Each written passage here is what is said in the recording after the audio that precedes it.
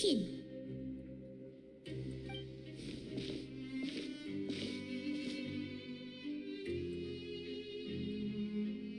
If you ask me, those pompous parasites on the surface act like they're all a bunch of aristocrats.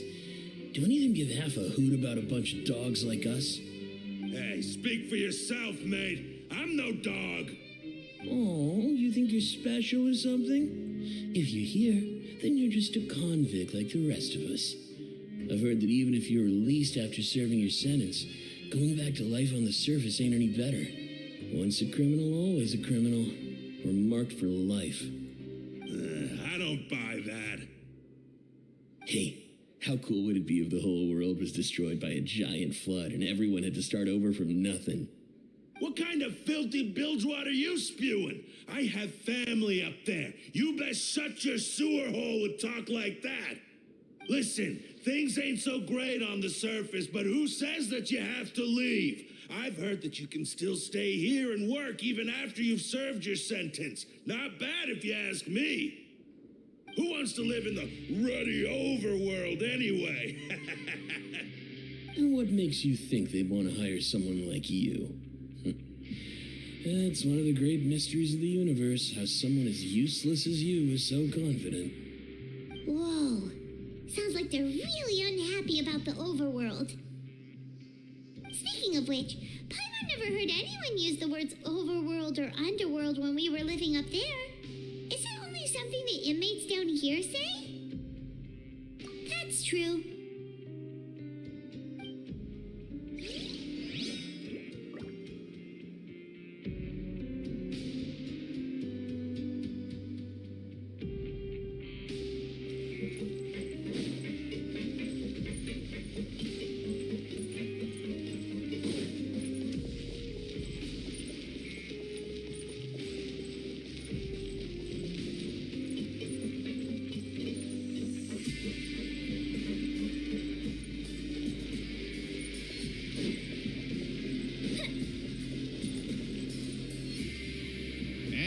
Over there.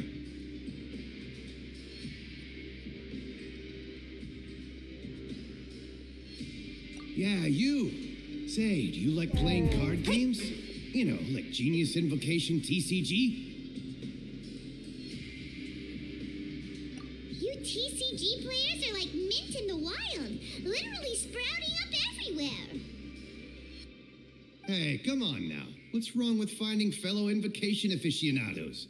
Anyway, care to join me for a game?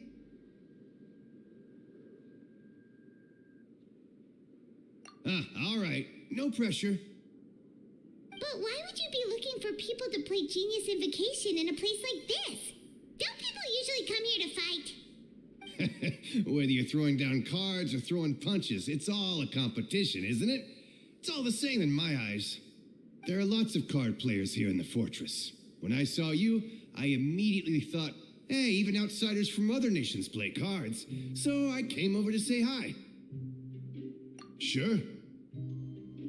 Great! Since you've been here longer than us, you need to flex your seniority a little bit, right? Maybe you could start by telling us newcomers some stories about this place. I thought you would have already heard everything by now. All right, then. Did you have anything specific in mind? Or do you want me to just pick a topic? Why don't you pick? We'll let you know if we've heard it already. All right. Have you heard any strange rumors since you've arrived? Oke, silakan ya teman-teman.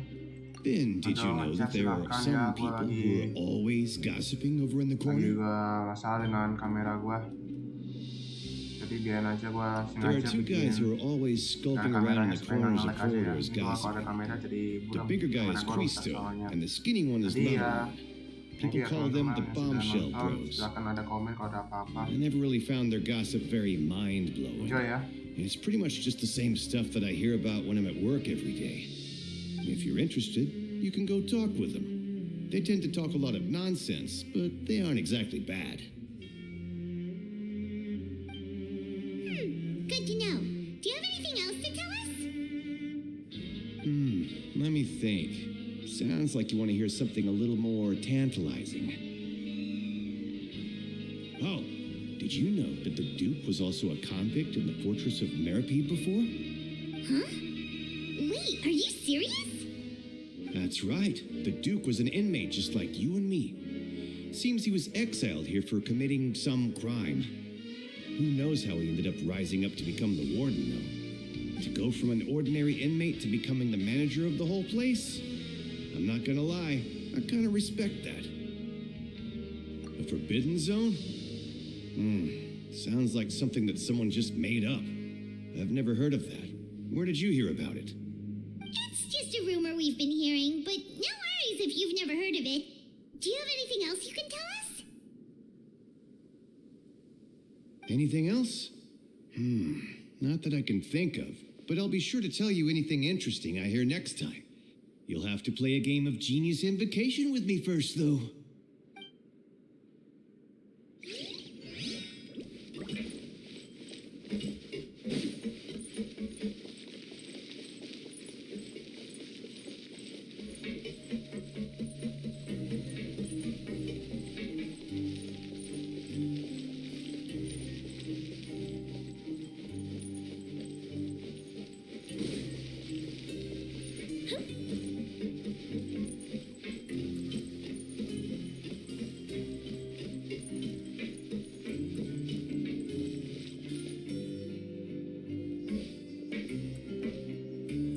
There's a group of people over there. Let's go listen in. So I said, that's not a faucet. Hey, who are you two? Why'd you come over all of a sudden? Oh, sorry for eavesdropping. Sounds like you were talking about something private. What's the matter? They're just looking to join in on our fun, that's all. Hey, don't pretend like it's okay for them to just interrupt us like that. Fine. You're lucky we don't mind extroverts that much. You hear that, Quisto? What nice! Your expressions tell me you're looking to hear some juicy info, am I right? But before that, it just so happens that I know you two. Really? Are we that famous? You're kidding. How often does anyone get a personal tour led by His Grace himself? Practically everyone was talking about it.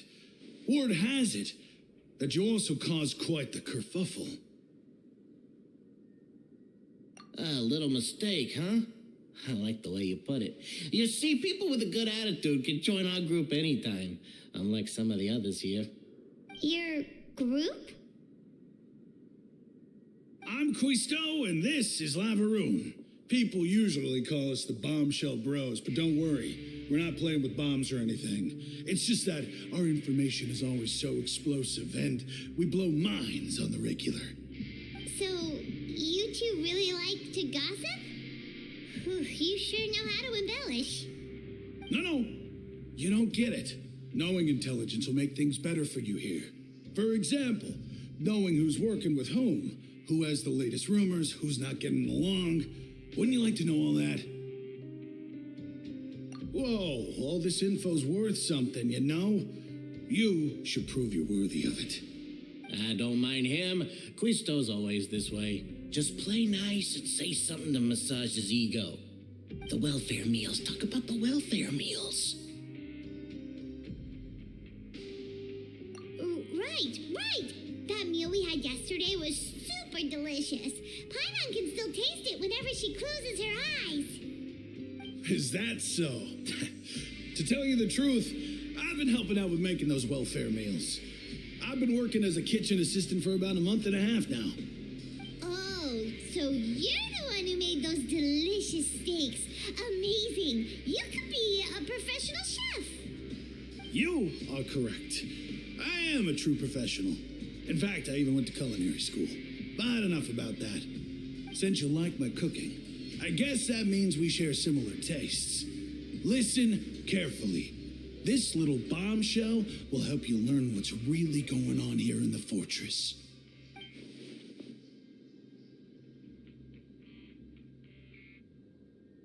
Listen, kids. The power structure within the fortress is quite complicated. The overworlders couldn't care less about us down here. We're basically dogs to them. You've already met the one person here you should never cross, the Duke, Risley. He knows more than you think. And if he doesn't care about something, then he often doesn't bother dealing with it.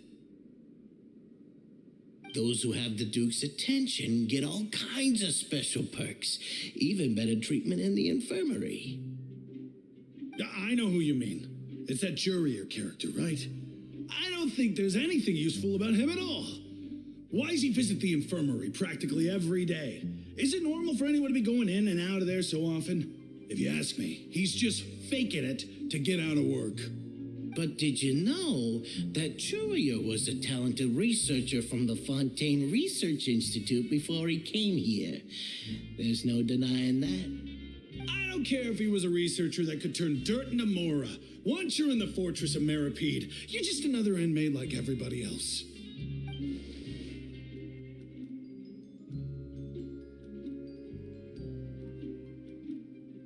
Speaking of which, the last time I saw him, he was passing by in the corridor with Lorvine. I also heard they started arguing in the library and got into a fight, right? Guess that's just how terrible of a guy he is. You mean he hit a woman? Wow, I never imagined he was that bad. But that Lorvine's also quite the odd one, you know? She's always gabbing away, got into a fight with a man, and she also got sent to the infirmary. Come to think of it, I always see her going to the sick bay every couple of days, too. Wait a second. You don't think? Do you think could it be that they're secretly meeting there to go on dates? But it's really hard to imagine. After all, I do remember seeing Lorvine beat Jurier to a pulp that one time. And we might be overthinking things.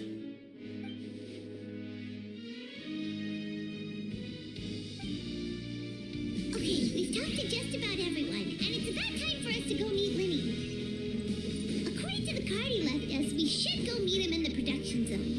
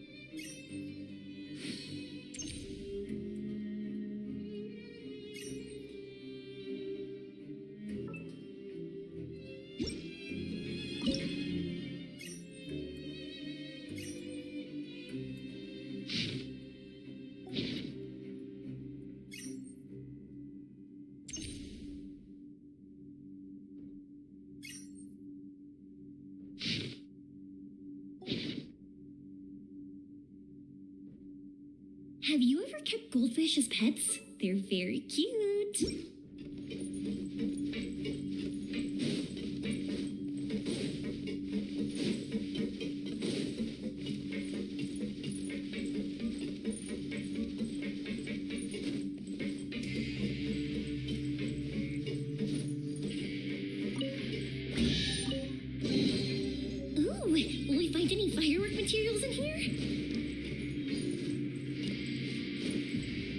Up, up, and away.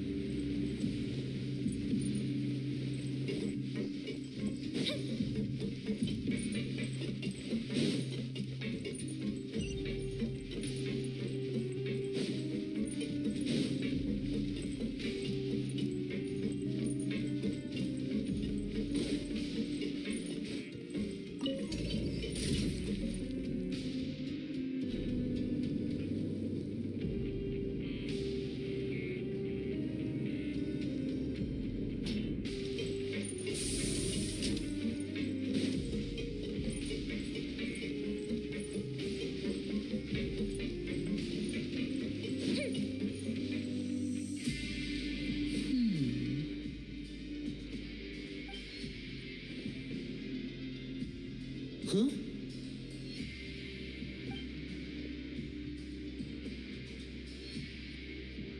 That look in your eyes. You found something? Hey, this is no time to be modest. Just tell him we found a boatload of information. Oh, as expected of the legendary duo, you have my full and undivided attention.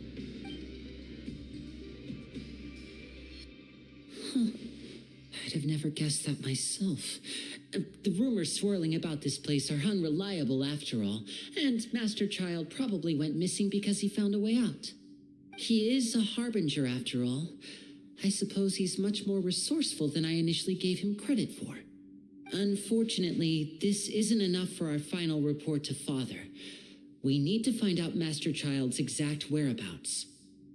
Father told me that even though Master Child said he was just coming to Fontaine for a vacation, he actually had some personal reasons. His agenda might be linked to his disappearance.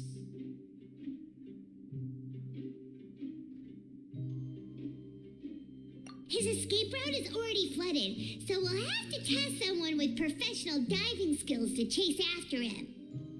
Well, when you put it that way, it's obvious that only Fremine would be up to the task. Bingo! Is he around? He's working today. Coming here as a group would have attracted too much attention. I'll talk to him about it later.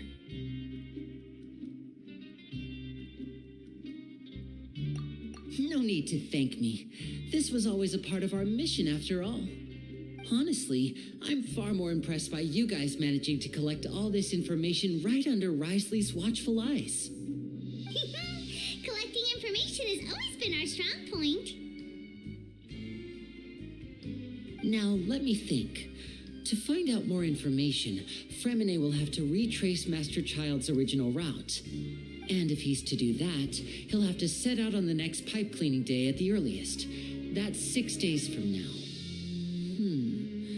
And after that, he'll probably take another 2 or 3 days to return.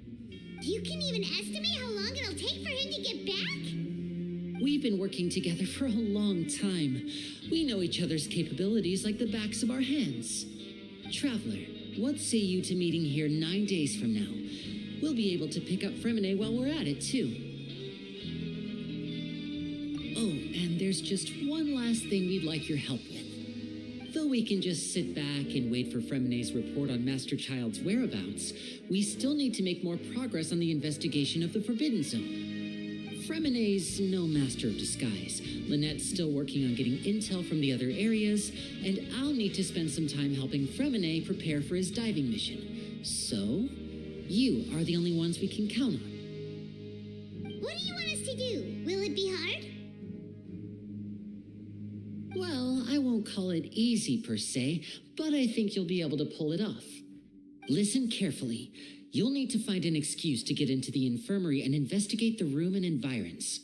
You've mentioned several sketchy-looking people always meeting at the infirmary earlier, so it probably has something to do with the secret we're hoping to uncover. You've already met the head nurse, so she'll be less suspicious of you. Investigate the internal structure of the infirmary and any active dealings within, and pass those on to me alongside anything else you're able to discover. But also, there's no need to take risks. Don't forget, safety always comes first. No, when it comes to intelligence gathering, I'd never consider you to be an amateur. Didn't you say it yourself? It's always been your strong suit. I'll believe anything as long as it comes from you. So, please prove your prowess to me once again. All right, then we'll head out as soon as we finish our prep. Let's go our separate ways for now then. Don't forget, we meet here again in 9 days. Stay safe.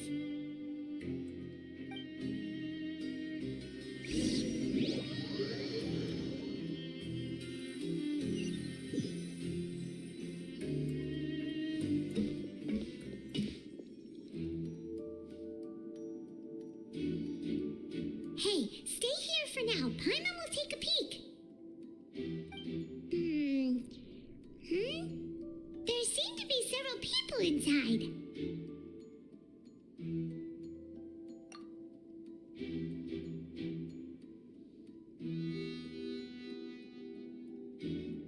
Right.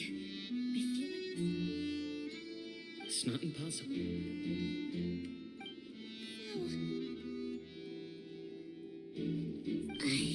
It's a bit hard to understand them from here, so why don't we just try to talk to them in person? Let's go as soon as you're ready.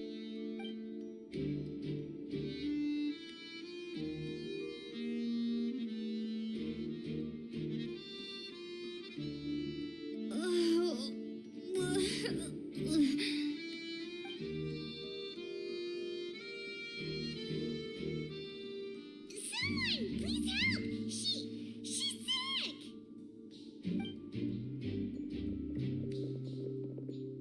Whoa, are you okay? Oh my! What's wrong, little one? There's no need to panic. Take a deep breath before you begin. The traveler started complaining of a stomachache, and then nausea, and then collapsed onto the ground. Paimon doesn't know what to do. Freezing limbs, twitching fingers, and pale complexion. Could it be poison? Let me take a look. Please lie down over here. Don't worry, I'll get you to the bed safely. Here, hold on to my shoulder and walk slowly.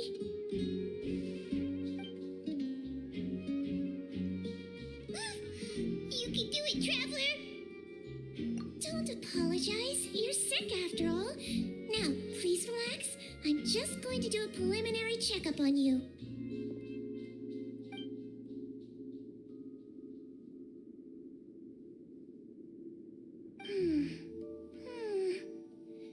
I see now. My checkup has confirmed that she's not in any mortal danger. That's our worst fear out of the way. Eh? Oh, that's good. But I'll continue my diagnosis of the patient now. Please relax and take a deep breath.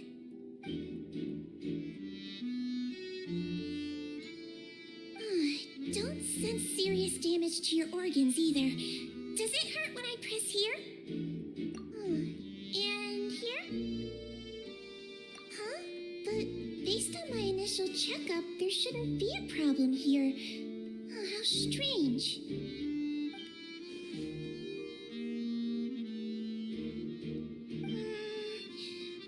What about here? Does this hurt? Oh, I understand. So that's what it is. I think you just ate something that disagreed with you. That's all. Nothing too serious. Outside of a pretty bad stomachache when it decides to act up. So that's what it is. Thank goodness it's not anything more serious. And there have been other inmates complaining about the food recently. I'll inform our head chef, Mr. Woolsey, of this problem as soon as possible. Congratulations! The health risk is incredibly low, so you should recover within a couple days. Why don't you take a rest here while I go get some medicine for you? Miss Levine, I'll have to trouble you to help me look after this new patient while I'm gone. very well.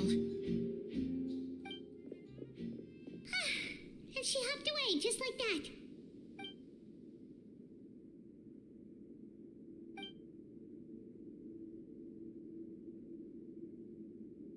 Hello. So how are you feeling now?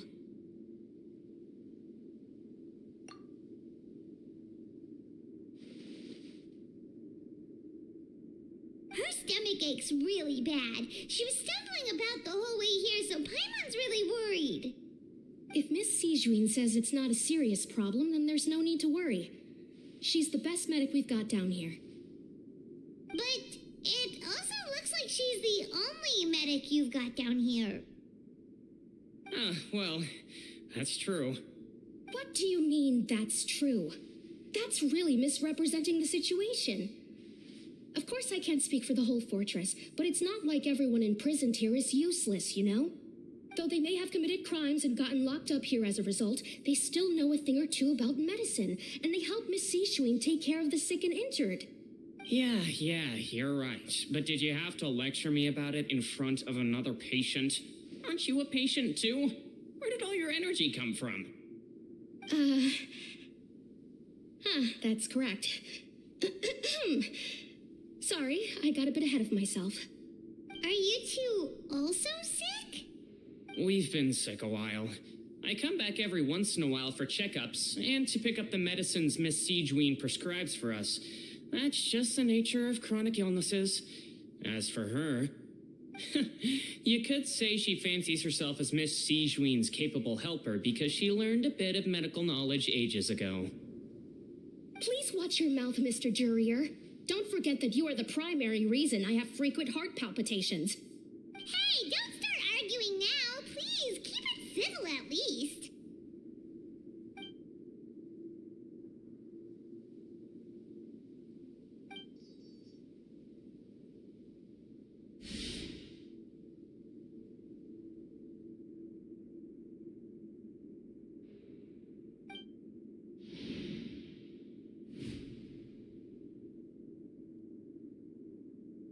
Hey! There's no need to fight! Everyone will be released someday, so there's no need to argue over silly things like this! But... Release. It's way too early for us to even think about that. And who the heck knows if we'd even be able to continue our previous lives?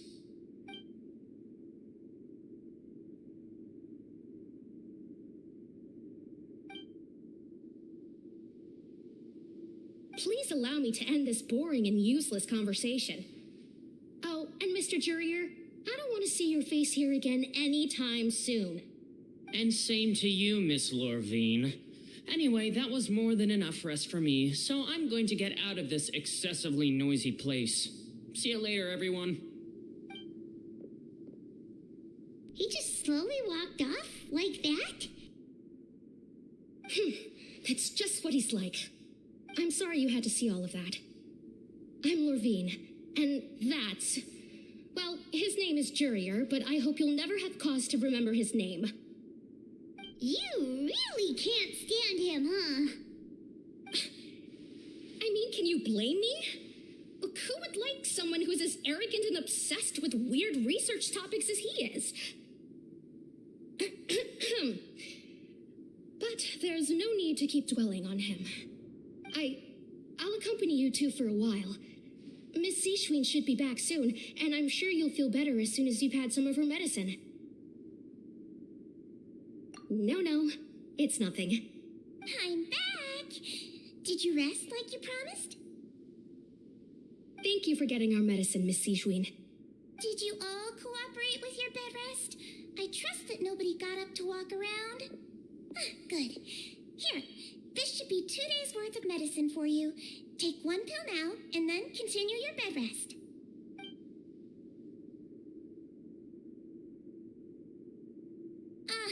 Miss Lorvine, I left in a bit of a hurry just now. Do you still remember if we discussed the color of the pill that you should be taking today? I remember. You said it should be yellow.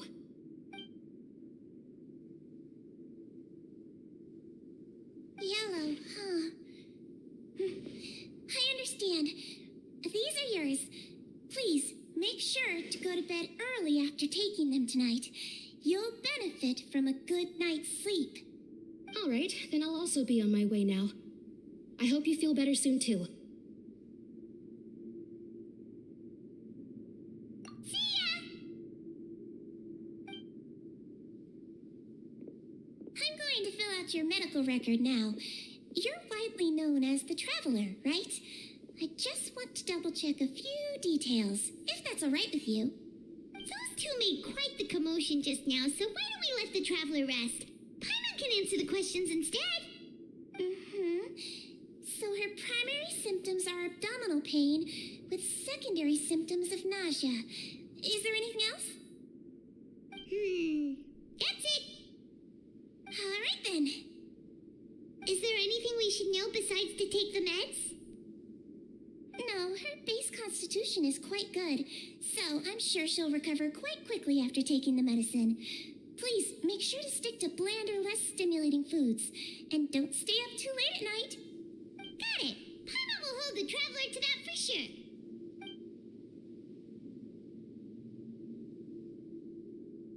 Oh, you're going to take a nap already? Okay then, you get some rest.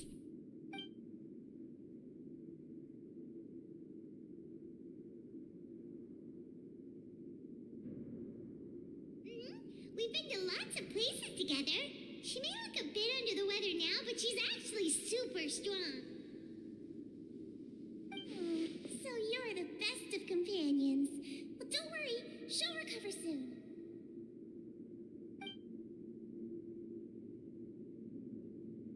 Ah, you're awake. How do you feel?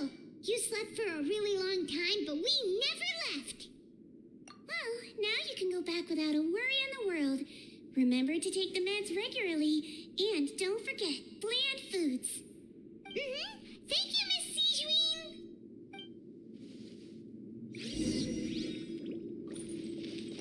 Seems like a lot of people have been coming down with an upset stomach lately.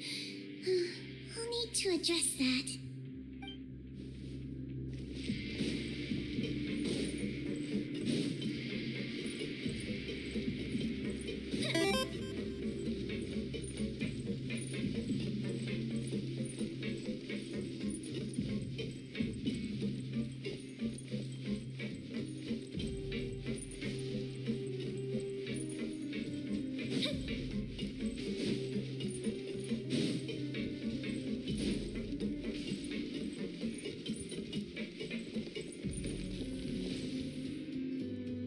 You really are something. To be able to fall asleep like that and even sleep talk the entire time, you scared Paimon half to death! No, but you kept mumbling things along the lines of, Pyron, don't take my grilled fish, and put down the Adeptus Temptation now! Paimon talked with Sijuin the entire time you were asleep. She seems like she's just a sincere nurse, and Paimon didn't notice anything unusual in the room. Are you sure we're not going off track with the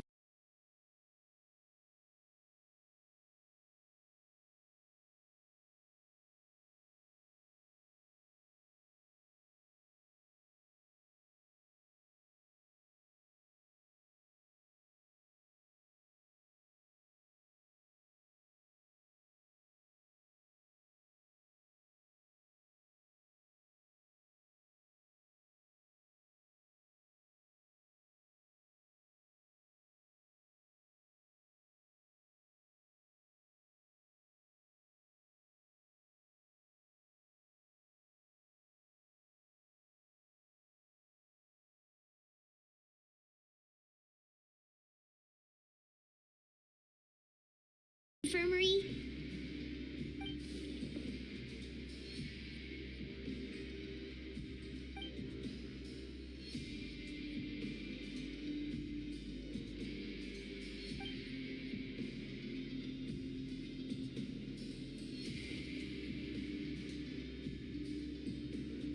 Whoa, you really are super thorough. All those tiny little suspicious things that Paimon didn't even pick up on.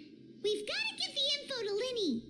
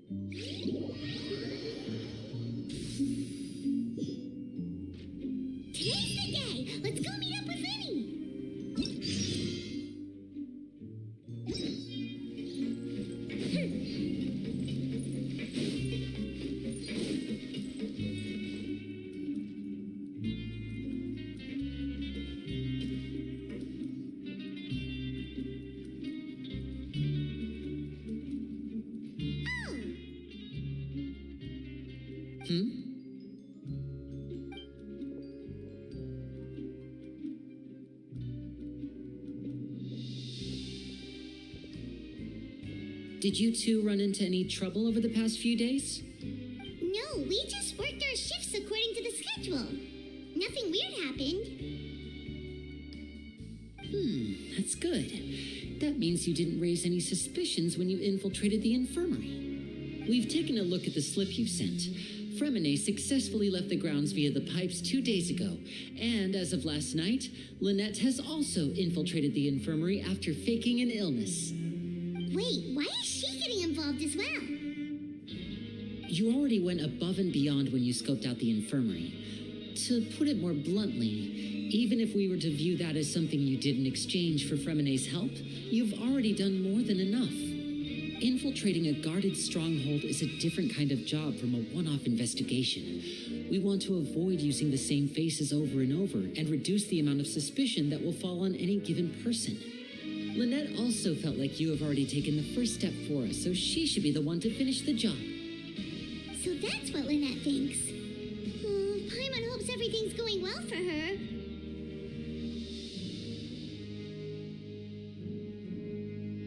Then, let's go check on Lynette before Fremine returns. If everything went well, then she should be wrapping up her investigation right about now. Is now really a good time to go over? According to my observations, Sijuin always spends around half an hour away from the infirmary right before lunch. Lynette knows this as well, so this should be a good time to meet up with her. Also, I'm her brother, remember? It's only natural for an older brother to care about his younger sister's well-being. Okay, then let's head over right away.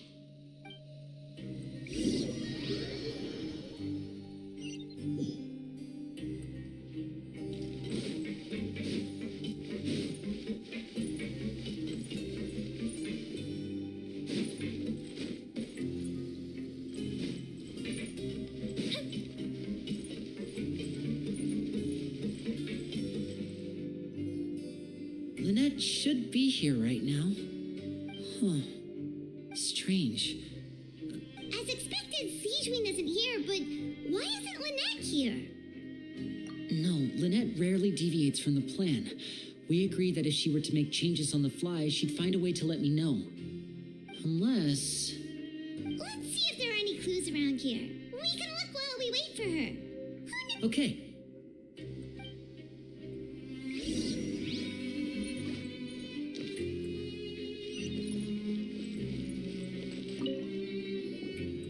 There are some books here and a few files. They all look like medical record.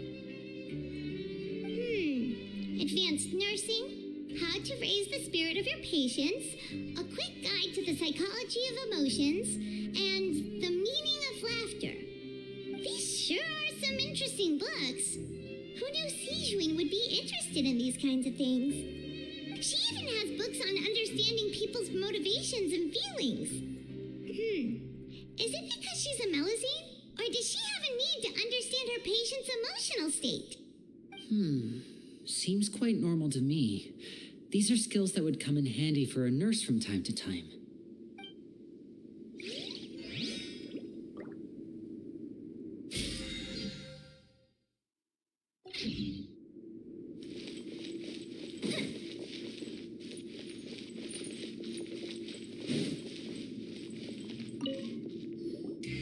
None of the beds have any signs of having been slept in, except that one over there. That's the one Lynette must have used, right? You said she was pretending to be sick. She would have said her migraine was having a particularly bad flare-up. Generally speaking, the head nurse would then ask her to lie down and rest while she left to retrieve the medication. Which means either the head nurse didn't return the entire time from when Lynette laid down up until she left the bed, or the nurse intentionally left it this way.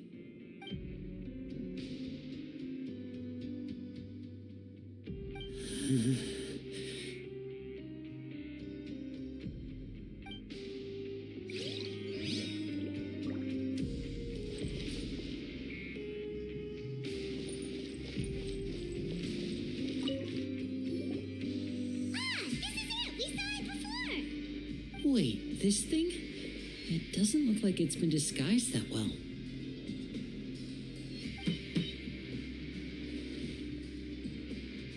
The space behind it is empty. From its size, I don't think it's an entrance that is meant to be taken apart. There's probably a mechanism around here somewhere. Could Lynette have tried to get inside? But if that's the case, she would have contacted me for sure.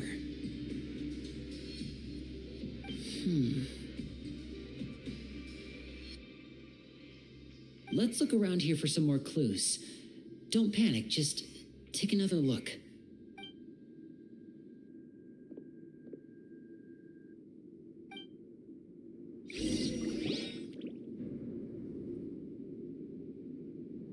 Hey, you guys, there's a slip of paper over here. A slip of paper? It's right over here, and there's a bunch written on it too. It reads, "Out of respect for your usual practices, I'll use a piece of paper or card as the medium to pass on my message. You may consider this as me giving you my best regards." This is... Is that all? The back. This is... Show me, now!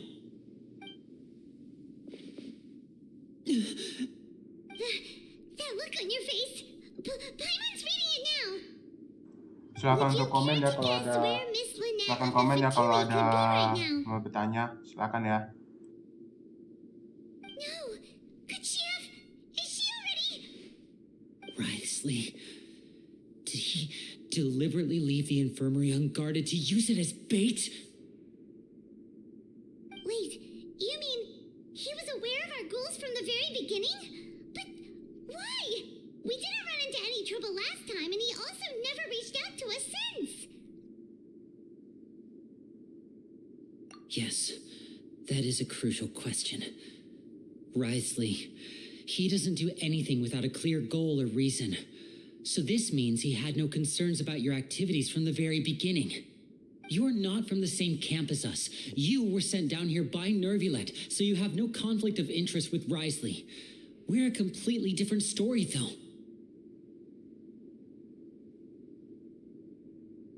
I'd like to know that, too.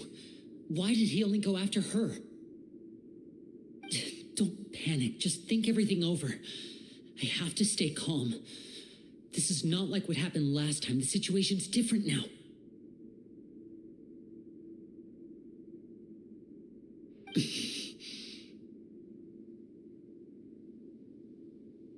Wait, you're right. Wait, but that means... The fact that Fremine was able to leave the grounds, could Wriothesley have let him go as well? But what does he gain by letting Fremine leave like that?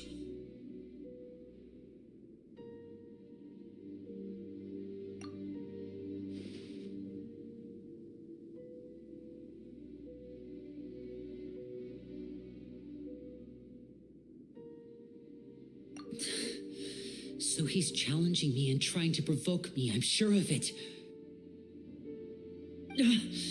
We never should have sent out Fremine. We had to go through all that trouble to find an opening to sneak him around the guards and into the pipe, and we even thought luck was on our side. If Wriothesley let him leave on purpose, then he's probably in a terrible spot now as well.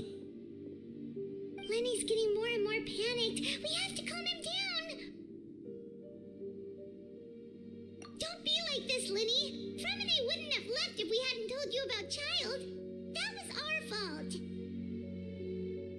No, I'm the leader of this operation, and I'm the one responsible for this team. I was the one who failed to protect them. I'll go talk to Wriothesley. Hey, don't be reckless! Traveler, please talk some sense into him. I simply cannot allow Lynette to be abducted again. I have to go. I'll find a way to get them back. He's rushed out the door! After him!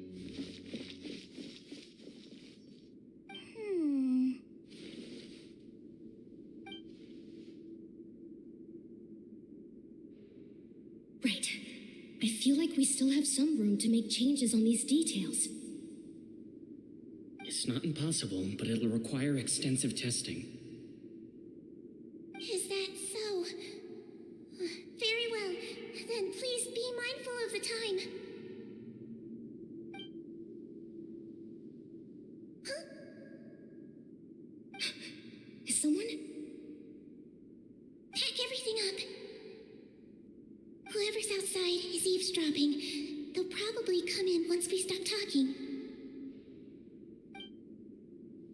Someone! Please help! She's sick!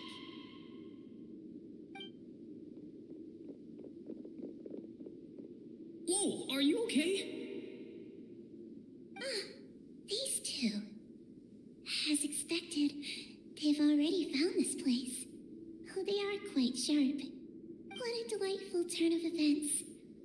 I like smart people, but I also like playing dumb. I like the feeling of being trusted. Oh my! What's wrong, little one? There's no need to panic. Take a deep breath before you begin. Being able to read human expressions is quite the useful skill. Wait! It's no use. We have to catch up to him.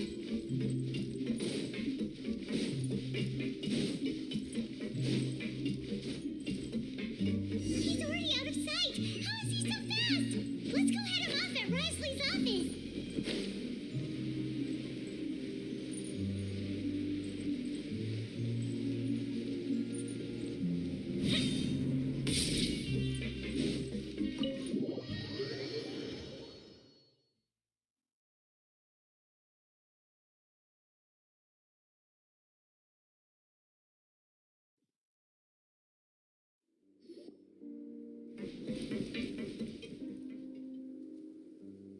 Come out and face me, Risley! Aren't we at an administrative office space? Why don't you at least try to follow even a couple rules from the fortress's indoor management regulations? What did you do to my sister? I ran into the young miss at the infirmary.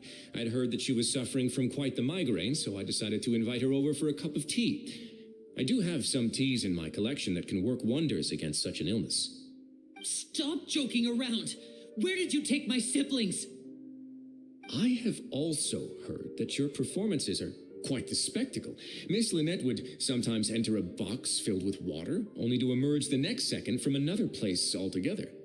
Maybe she'll appear behind you right now if you were to turn your head. Is he trying to trick me into turning my head? No, he's probably not looking to attack me right now. All of the hostages are in his hands, and he's even in the mood for small talk. That means Lynette is probably still alive. You knew we were investigating the infirmary from the start, so you deliberately aroused the traveler's suspicions and baited us into continuing our investigation just so that you'd be able to kidnap Lynette. As for Fremine, no, you probably didn't even interfere with Child's escape.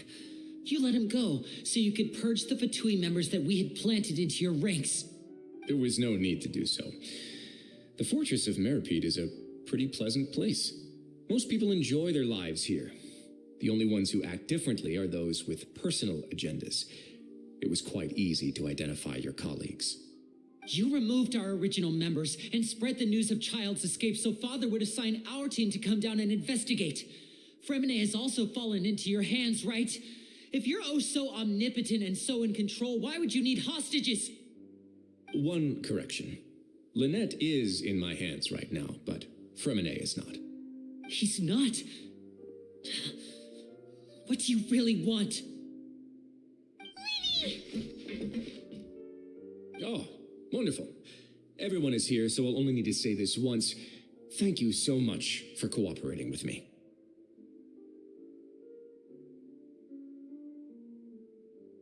Eager and to the point, I see. Alas, only Miss Lynette is currently having a cup of the fortress's finest tea. Although, as per your original plan, Mr. Fremine should also have returned to the fortress by now. But he has neither shown up within my gates, nor has he been taken into any kind of custody. So where do you think he may be right now? Wait, you can't mean you locked him outside in the sea? I closed the fortress's gate to the outside world. That's all. Fremene's a star diver, so he should be fine, right? No, we're still here, so he definitely tried to find a way to come back for us. So we can't assume he might have made a break for the surface. But why would I do this, you may be asking? To have an audience with you, of course. My intel tells me that Mr. Linney is a great magician, so it's only natural for me to want to have some cards of my own when it comes to negotiating.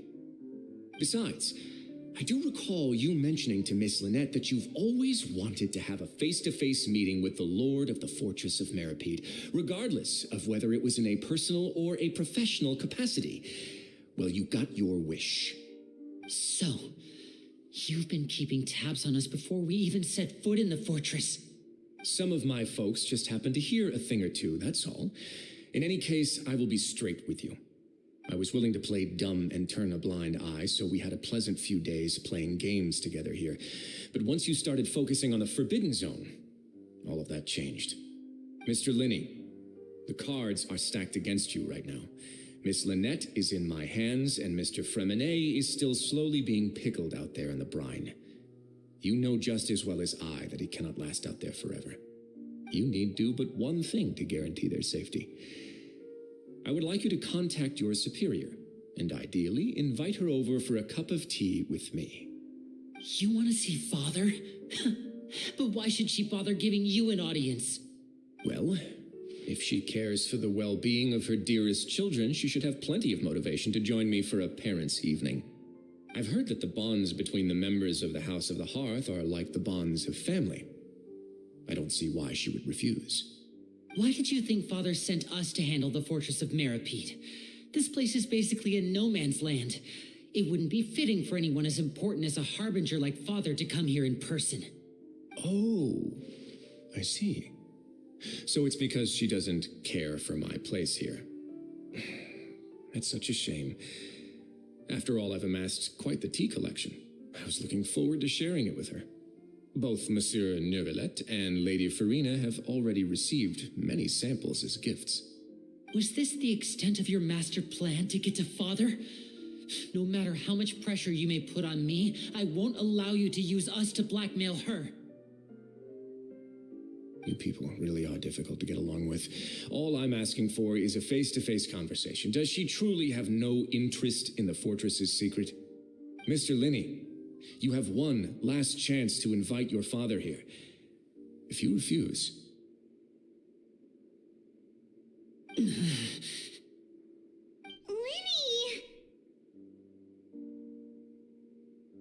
Instead of asking why I'm doing this, why don't you try to see things from my perspective for a second? From the very beginning, the Fatui has been actively infiltrating my fortress. I gave you a warning by cutting off the first few operatives I found, but that only caused you to double down. Had you given up on the fortress then and there, I'd have no reason to want to talk. Mr. Fremene left the fortress on his own, and Miss Lynette tried to pry out my secrets right in front of me. No matter how you look at it, the responsibility for this falls on you. I shouldn't ask Father to do anything because of us. 6, 5... Wait, 2, 1. Time's up. It really is a shame, Mr. Linney. Risley! Negotiations have broken down. Please leave, ladies and gentlemen. It's time for my afternoon tea. Yeah,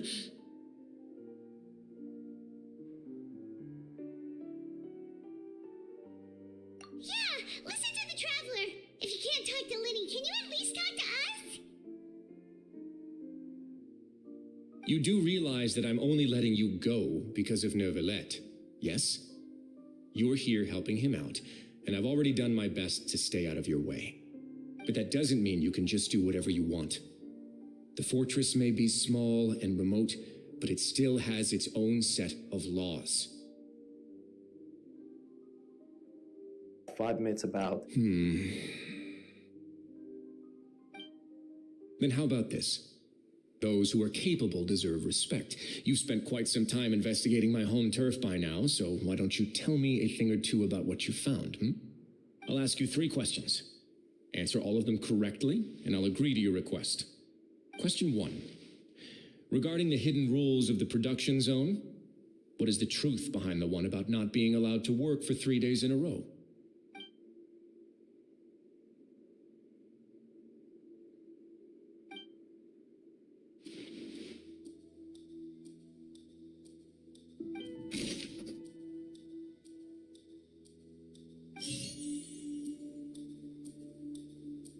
Fonta's internal reports suggest that they're starting a new trial of an unnamed and unpackaged product. But the Fonta promoter has been struggling because he doesn't recognize the real value of coupons. Meanwhile, the Duke believes that only idiots who don't understand the value of coupons would spend them on Fonta.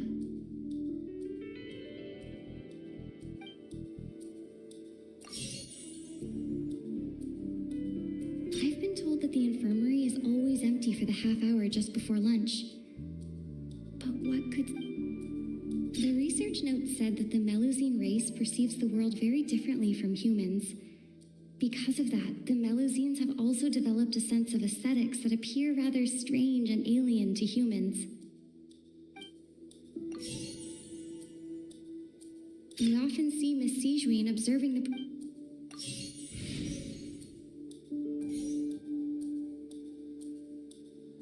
According to Collins, the Pancration tournament only took place because the Fonta company sponsored it. The company must want a return on their investment as well. Fonta's internal reports suggest that they're starting a new trial of an unnamed and unpackaged product. I've been told that the infirmary...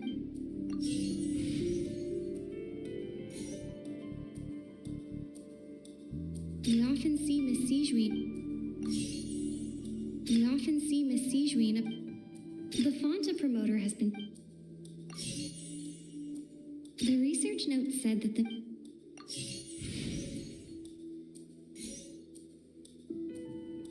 According to Collins, I've been told that the infirmary is always empty for the half hour just before lunch. But what could Sijuin be doing during that time?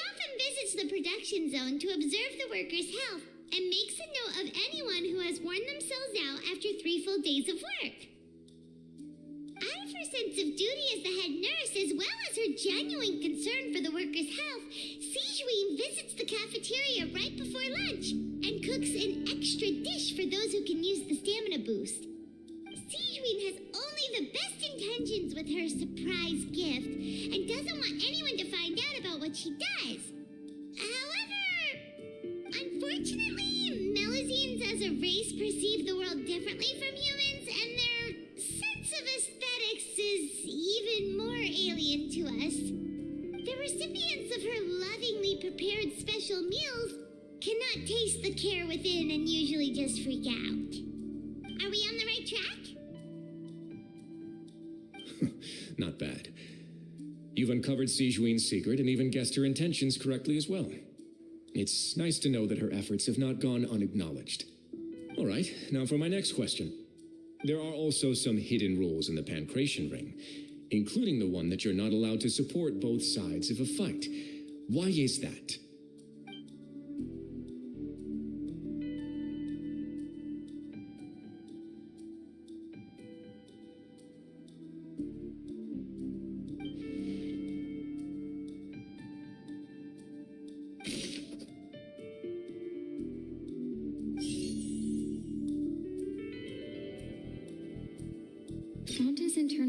reports suggest that the...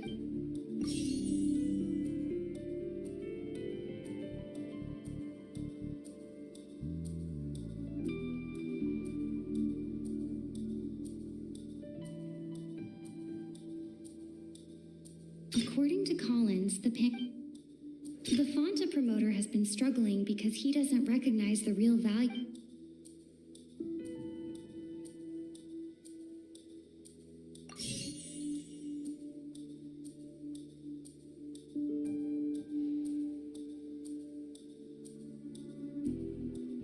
We often see Miss Sijuin.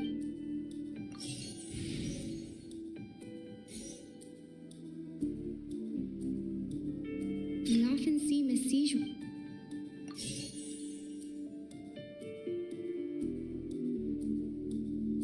Fanta's internal reports. According to Collins, the Pancration tournament only took place because the Fanta...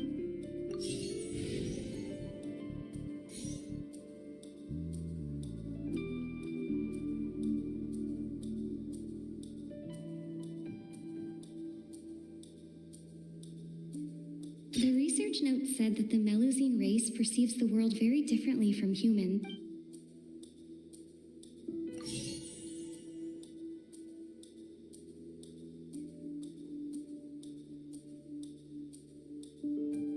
I've been told that the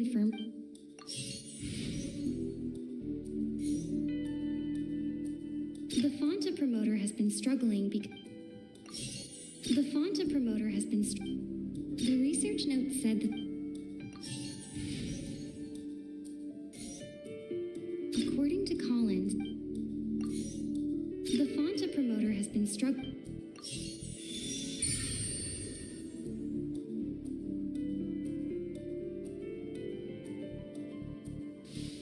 Paimon gets this rule too now, so there really was nothing to be afraid of. That hidden rule of the Pancration ring is about how, people are not supposed to bet on both boxers at the same time. And if they do, they'll receive a package containing a strange blood-colored liquid. People get scared when they see it because they've subconsciously begun to associate it with the missing boxer. But really, it's just a bottle of the latest yet-to-be-named and packaged new Fanta trial product.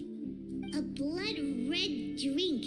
It's no wonder even Fanta's own staff were questioning the company's decision-making. The company, facing backlash from its own staff, decided to try to trial the product on a smaller scale to see how it might be received by customers.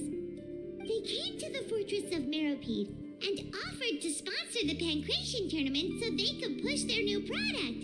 But the Duke completely refused to even entertain the idea. The Duke, knowing how valuable coupons are in the fortress, knew that only total idiots who didn't understand their true value would bother buying a Fanta product here. And so, only those who proved their stupidity by being dumb enough to bet on two opposing sides of the same match were selected to receive the drinks.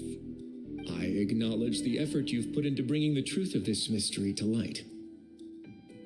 Although, based on your description, that Fanta promoter is a bit too careless with his words, I may just reconsider my collaboration with the company. All right, and here's the final question. What's the secret behind our head nurse and all of her patients in the infirmary? Stop your cruel and pointless games, Risley! You know that we haven't finished our investigation, so there's no way we can answer the last question. The thought of sparing Lynette and Fremine never even crossed your mind. You'll pay for this!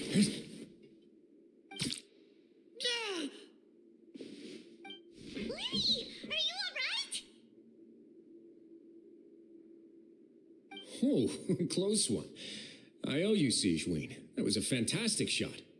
It was nothing, Your Grace. Sijuin?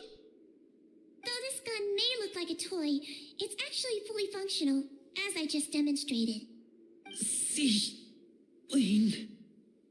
You... Not at all. I am merely a resident of the fortress, and thus protecting it is my duty. Monsieur Nervulette asked me to come here, he told me that my job would be to take care of the well-being of everyone here. I am merely discharging my duties. But if you mean what you just said, then isn't Linny someone you should be looking after as well? Isn't he a resident here just like the rest of us? But I really am just doing what Monsieur Nervulette told me to do. Everything I did, I've done to protect them. Had I not, they would be in far more dire straits right now. His Grace knows it too, right? Your Grace? Mind proving my innocence to them? My dear Sijuin, whatever shall I do with you? Would it have killed you to just wait another minute or two? Well, it's nearly time after all. The way you do things can be truly frustrating sometimes, Your Grace. I figured I should try to talk some sense into you. What are you talking about? What time? Take me if you want. Let them go. How touching. Can you just give me one more minute? Don't be like that, Your Grace. All right, everyone, calm down. 2 more visitors will be arriving any time now. I'll go get a cup of tea. Miss Sijuin, I leave Miss Lynette in your care. You... What are you doing? I believe I hear footsteps.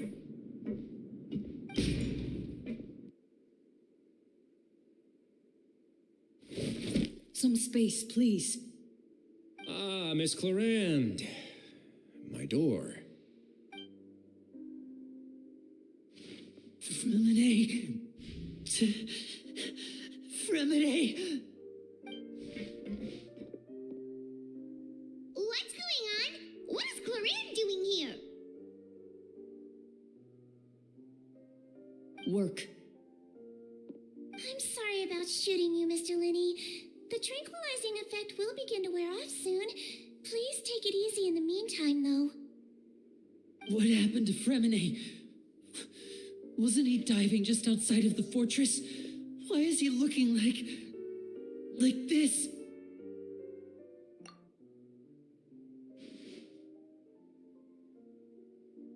A flushed face, an accelerated pulse. He must have consumed primordial seawater. What did you say? Please, make some space. I'll need to give Mr. Fremine a more thorough checkup. Your Grace, I'll leave the rest to you. I'll talk to Clarand while you get Fremine to where he needs to be. Everything else can wait.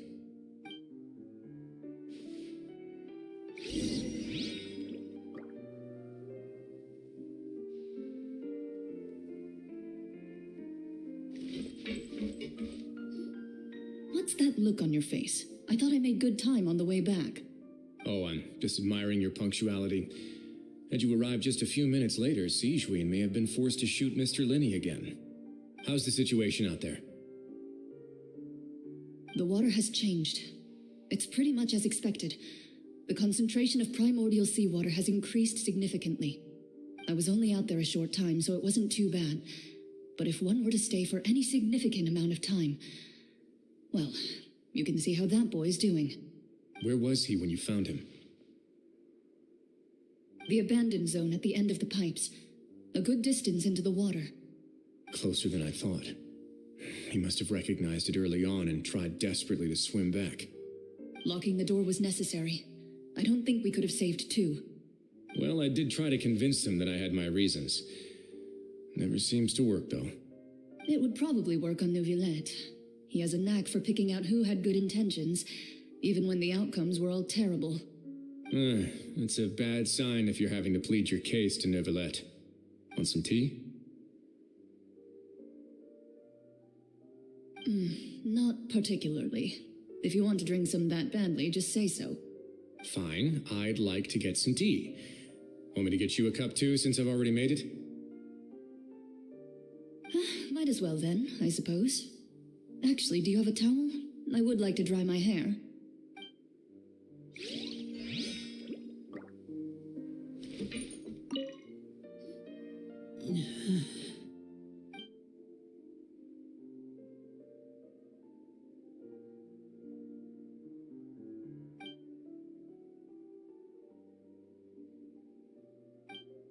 How is he? These symptoms are probably caused by an acute ingestion of a large amount of primordial seawater. Still, his condition is not critical. Of course, it would be best if he stayed for further observation. Let's leave him here for now and move him to the infirmary once he's recovered a bit more. Sorry. I am aware that the infirmary may not be your favorite place in the world at the moment. We do only have a single clinic in the fortress, however. Why would he ingest a large amount of primordial seawater after leaving the fortress? How could that possibly happen? Please, look after Mr. Fremine for the moment. I'll go fetch some medicine and a respirator. Oh, I'll bring Miss Lynette back with me. Where is she? How is she right now? Oh, she just took a nap in an empty room after I tranquilized her. If my calculations are correct, she should also be waking up right around now. You might not believe me, but His Grace and I actually made some snacks and tea for her.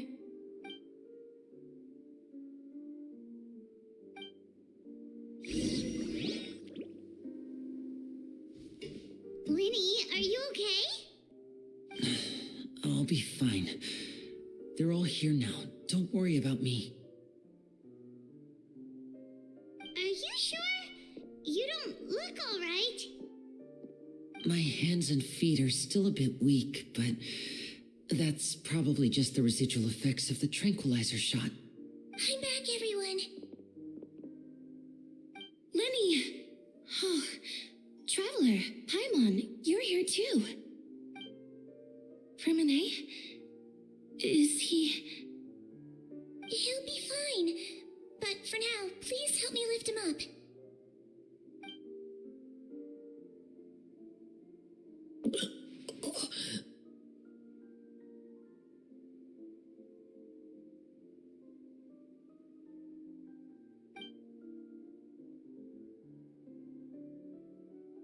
His breathing's beginning to slow down. Give me a hand and help me get him to the infirmary.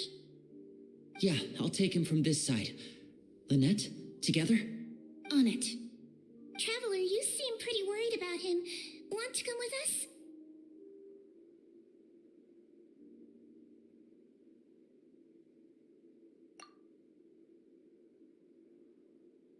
The Duke and Clarande are gone. They probably went to get some tea. The Duke will explain the truth in just a bit. Miss Clarande will need a break, since she only just returned from rescuing Fremine out of the sea.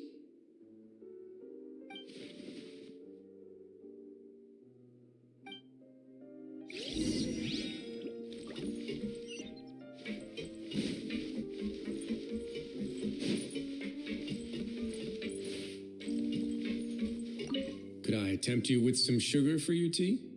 No need.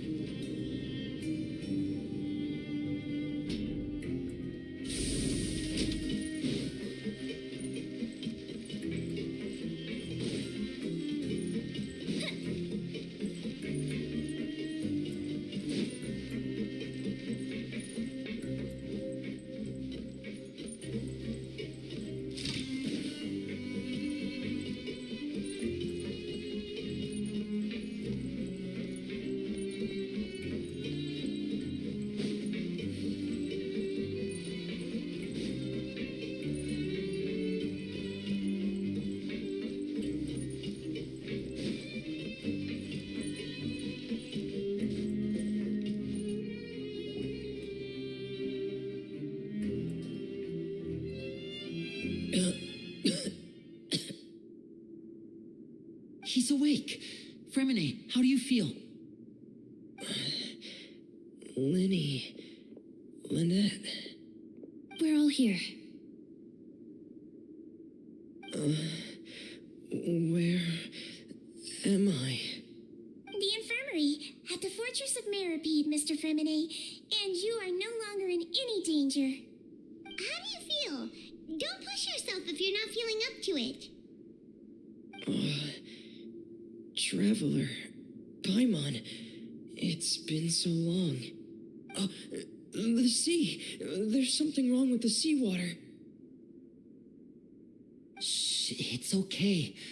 We can talk about it after you've recovered. No, listen to me. This is really serious. There's primordial seawater mixed into the regular seawater. I don't know why it's there, but no one should touch it. Pipes.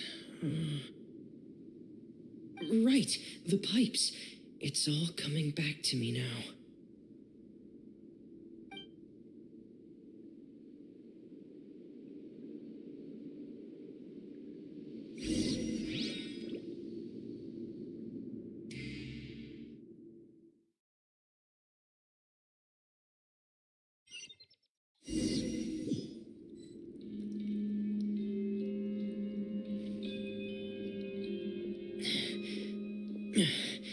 I'm in. Seems like this pipe hasn't been used in a long time. It looks abandoned.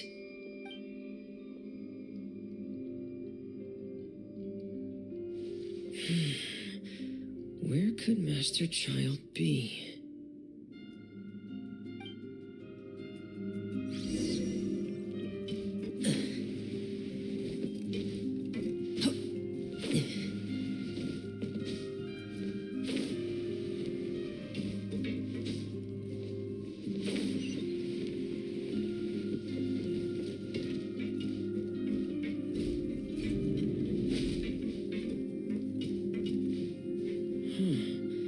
This mechanism looks like it's been tampered with.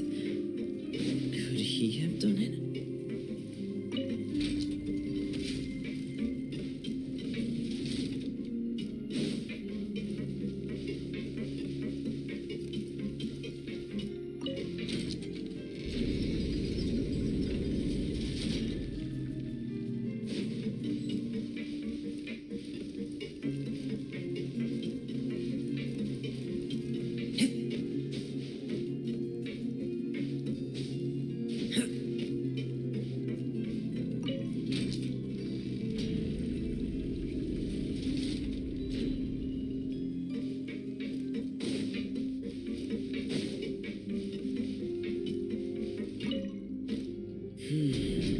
Getting stuck on something.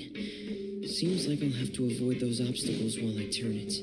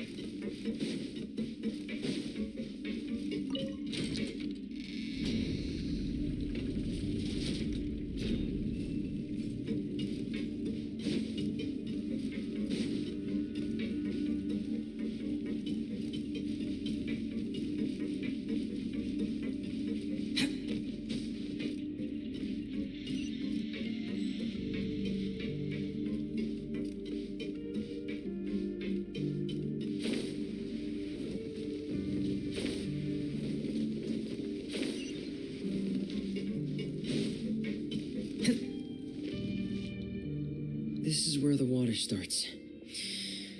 Okay. Master Child probably dived into the water. I'll go take a look as well.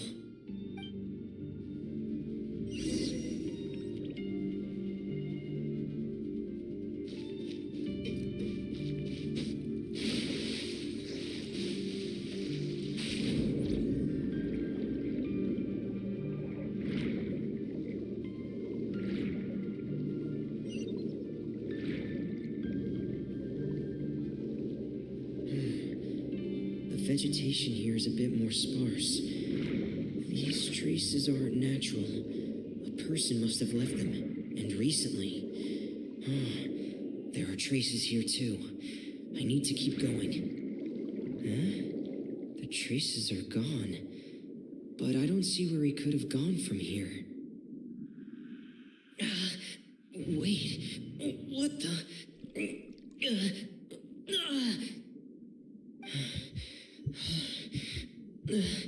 My heart is racing, and it's getting harder and harder to breathe. What's going on? No good. I have to get back. They still don't know anything about what's going on. If I turn back right now, I should still be able to make it.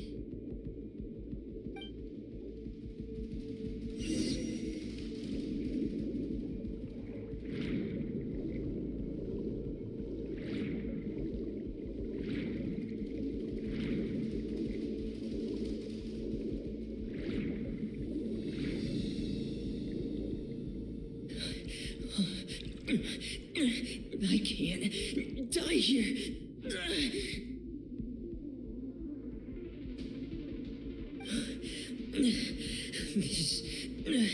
This is bad. I'm feeling worse and worse, and I'm still underwater. I have to push on.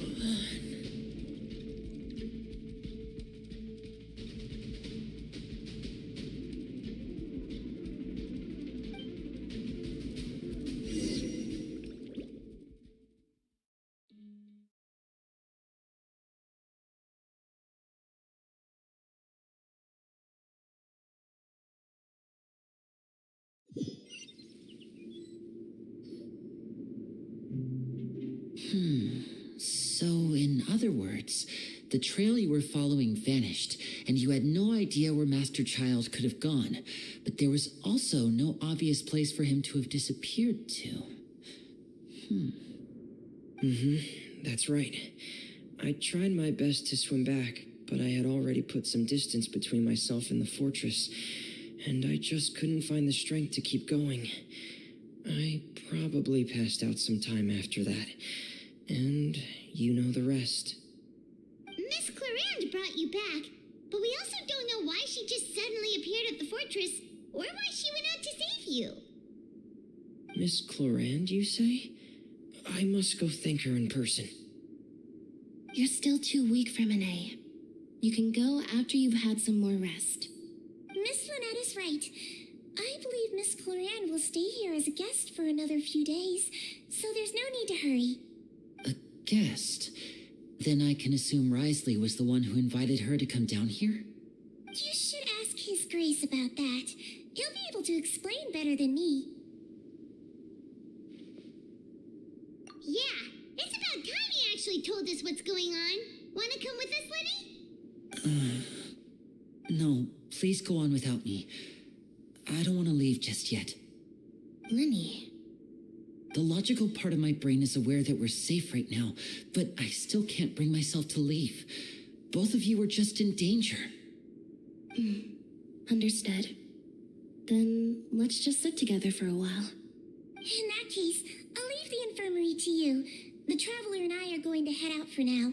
As long as you stay in here, I don't think you'll be disturbed. Thank you.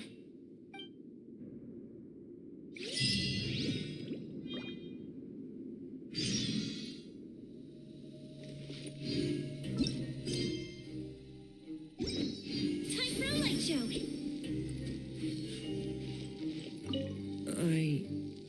I'm so sorry, Lenny. I'm also really sorry, Lenny. I should have been more careful.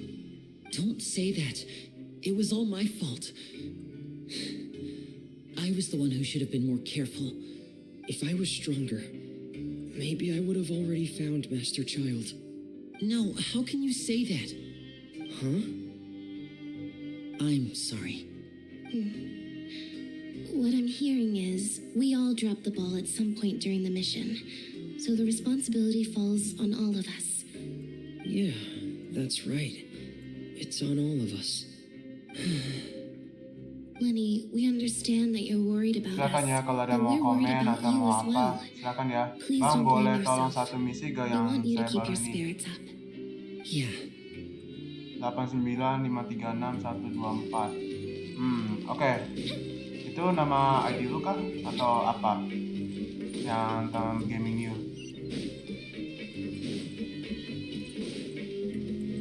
Itu nama ID kamu atau gimana? Kalau iya, nanti saya catat dan ini ya.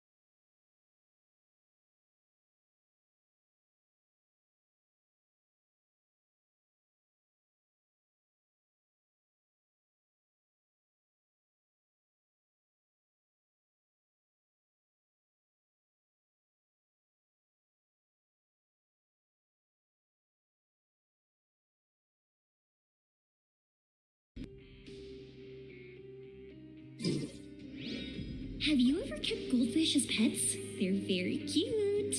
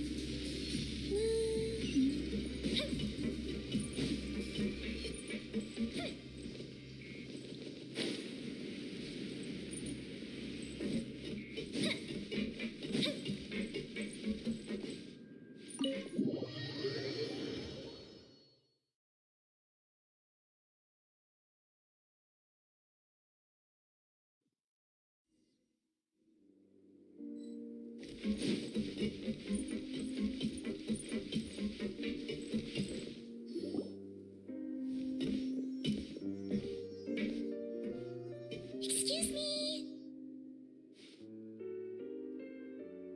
I take it Mr. Fremonet's condition has stabilized?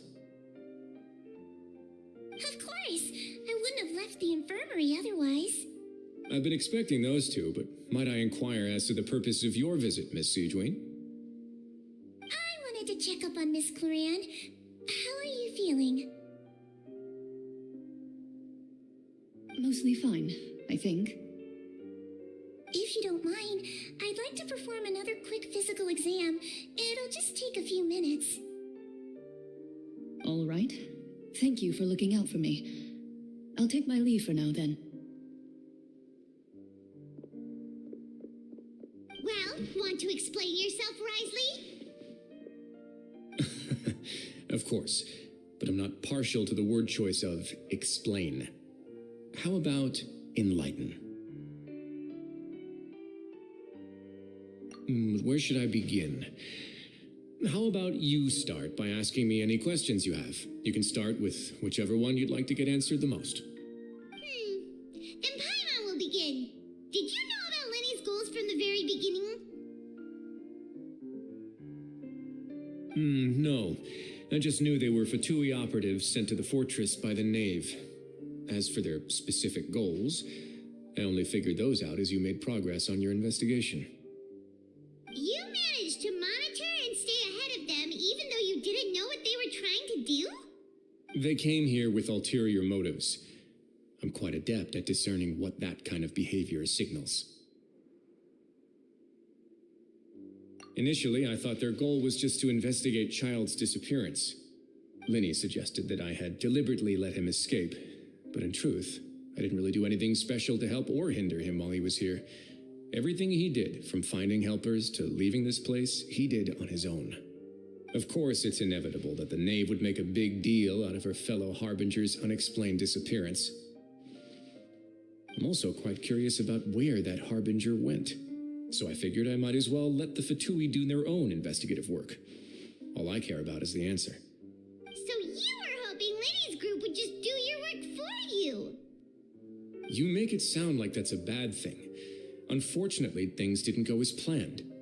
I assume that Fremine has told you already the ratio of primordial seawater around the fortress of Meripede is on the rise. The Forbidden Zone has always been Linny's target, and you got roped into that investigation after running into him. I began to intervene out of concern for your safety, and also to prevent the fortress from becoming entangled in more irksome matters. Are the rumors true that you're also a former criminal? Why would you put it like that? Isn't staying here all day and serving as the manager of the fortress a kind of sentence unto itself? Another form of prison? I just happen to have some support from the rest of the inmates. That's all. Oh, right. Paimon wanted to ask, who invited Clarant down here? Me, of course. I paid her good mora to come down to the fortress for some field work. As a champion duelist, Miss Cloran could be considered to be an independent party. I needed to find an exceptionally capable person to help me get through the impending crisis. And saving Fremine was part of that crisis? You can think of it like that, yes. Credit where credit is due, that boy is quite adept at diving. Had conditions not been as hostile as they were, he probably would have found the missing Harbinger already. That's not something you should be asking after. Neuvillette only asked you to investigate Child's whereabouts. All I need to prove to you is that the Forbidden Zone had nothing to do with the Harbinger's disappearance.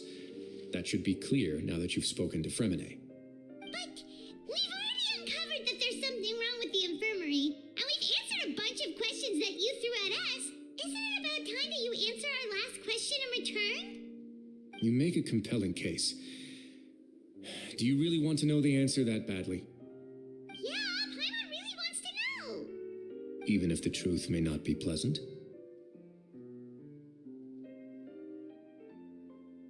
Follow me.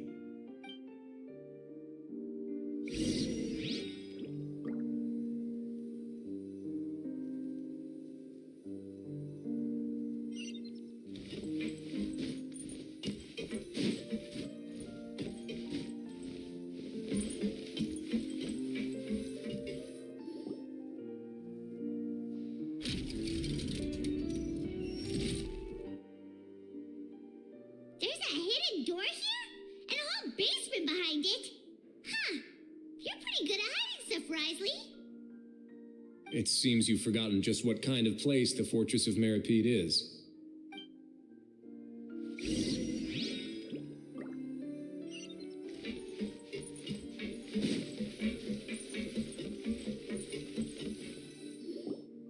Stand on the central plate. Wait, is there a secret mechanism or... Whoa!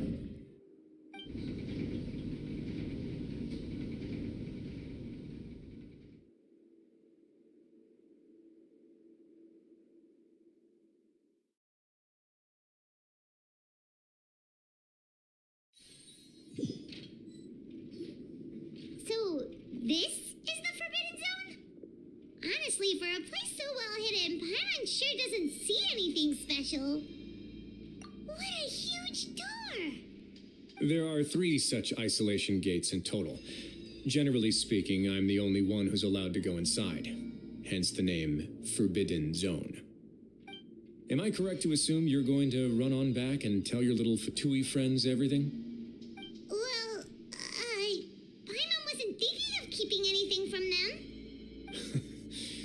Well, I'd advise you wait until you've seen the whole truth of this place for yourself before deciding whether or not to tell them.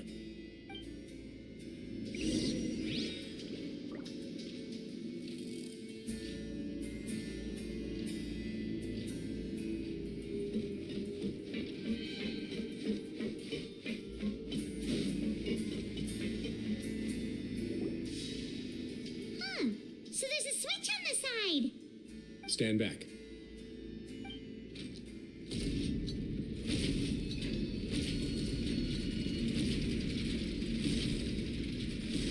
Whoa. They all just went up one by one. Go on, have a look.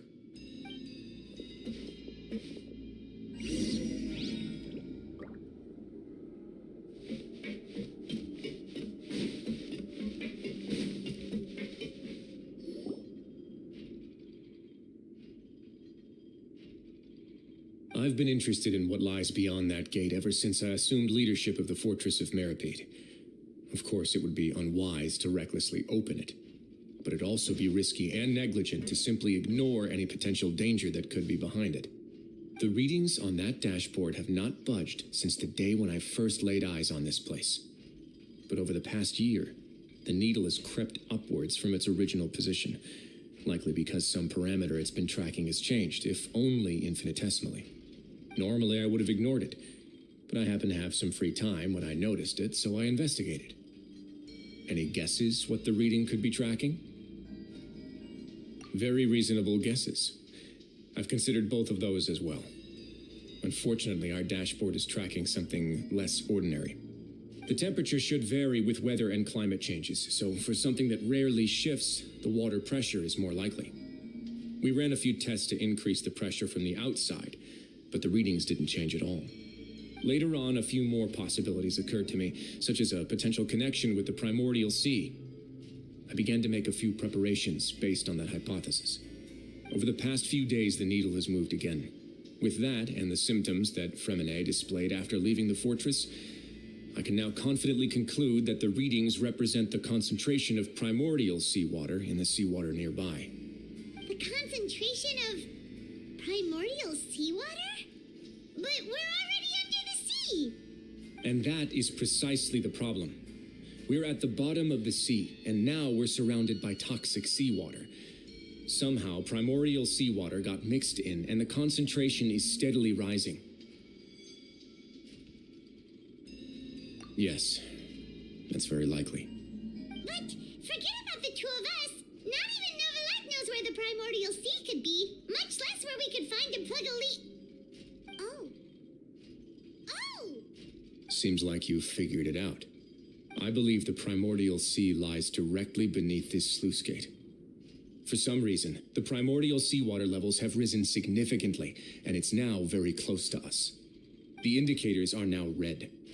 Although the gate still stands, some primordial seawater has already leaked out and mixed into the sea around us. If this continues, soon it will no longer be able to hold back the primordial sea at all. Yeah, you know what the legends say. If this place falls, then everyone in Fontaine will be turned into puddles in the span of a night. But that's just too weird! Why would the Fortress of Meripede be built right above a sluice gate for the primordial sea? Who built this place anyway? Your expression tells me you think this might be part of a vast, complicated conspiracy. To be honest, you might find the actual answer may be exceedingly boring. It's just that the secret of the Forbidden Zone had been long forgotten by the nation before I rediscovered it with my research. There's no single founder of the Fortress of Meripede in any traditional sense. What we know about its history has been left to us by the people who used to live here. When the previous Hydro Archon Egeria ruled the land, all convicted criminals from Fontaine were exiled. The people drove the criminals away like a wolf pack chasing away the banished. The criminals received no sympathy of any kind from the people. They were exiled to the desolate seaside, where they experienced only pain, struggle, and the bone-chilling cold. Some of them began to repent and prayed to the Hydro Archon, asking if there was still anything they could do. The Hydro Archon took pity on them and said, "You may go guard my secret, deep underneath the waves. And so, leaning on the power of the Hydro Archon, they gathered underneath the sea and began to build a fortress. They became a community down there in the deeps, and over the years helped it to grow. As the number of exiles increased, more and more people joined the community.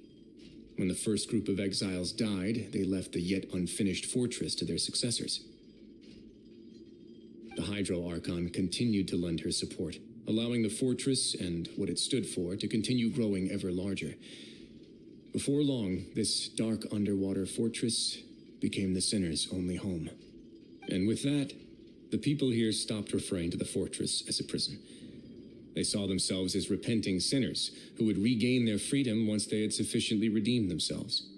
But as time went on, people also realized that the fortress was a lonely place. Once they had gotten used to life here, they could no longer feel comfortable living in the overworld. Once they had finished serving their sentences, some people left and some others chose to stay. They'd find some idle position and let their withered souls fade away with the ancient secrets of the past. After many, many centuries, few people still remember the reason for the fortress's founding. Now they just see it as an integral pillar of Fontanian society, as the place where criminals deserve to be sent. Now and again, researchers manage to break one law or another and live out their days in the fortress. I learned all this from an elderly historian. Everyone else just thought he'd made it all up. But now you know every part of that history is true. Indeed. It's just as the prophecy says. If this gate fails, then everyone will be dissolved into the sea. To be frank, not really. But sadly, that hasn't stopped this prophecy from proving all too accurate. Prophecies are troublesome things. Just hearing one will create the first wave of panic.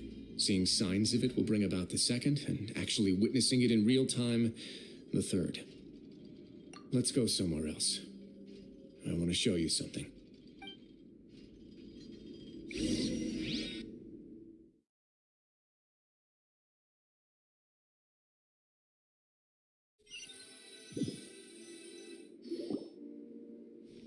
This is it.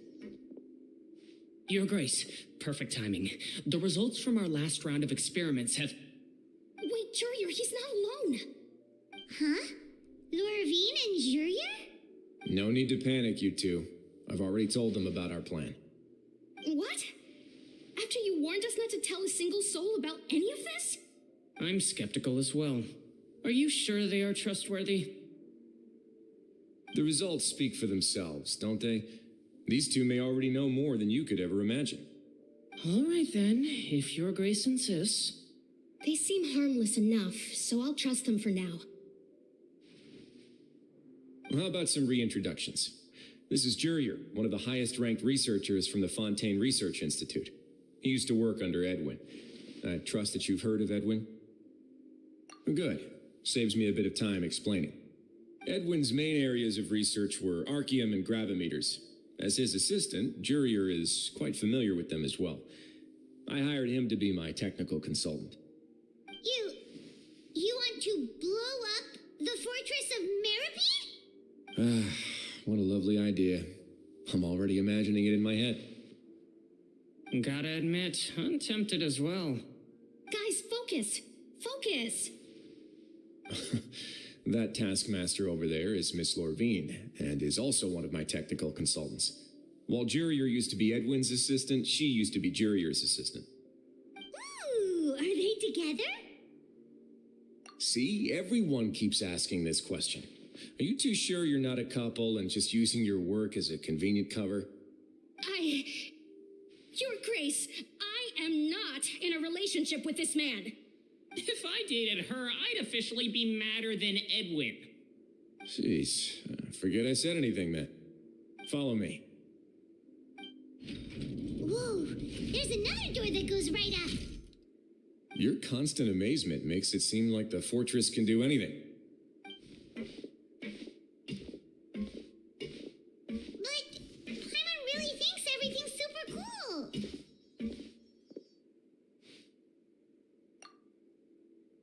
Well, let's spice it up a bit. And here you go.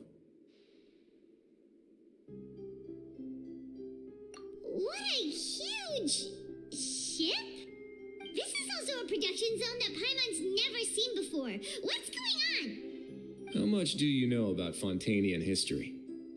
Not much at all. Well, then maybe you haven't heard the story of ancient Lemuria. To give you a quick rundown, Fontaine used to be ruled by the Lemurian dynasty. According to legend, the Lemurian king Remus came to this land after being inspired by divine revelation and found the seer Sibila, who had taken on the form of a golden bee. Taking the golden bee with him and riding on a huge ship, the Fortuna, he created his nation above the surging waves. He called his nation Lemuria and used the Fortuna to incessantly search for new tribes and islands, calling on them to join his empire. There's a ship in this story too? Where there's water, there'll be ships. People believe that hope can always be found at the end of a voyage. Do you believe that too? To a point, I think.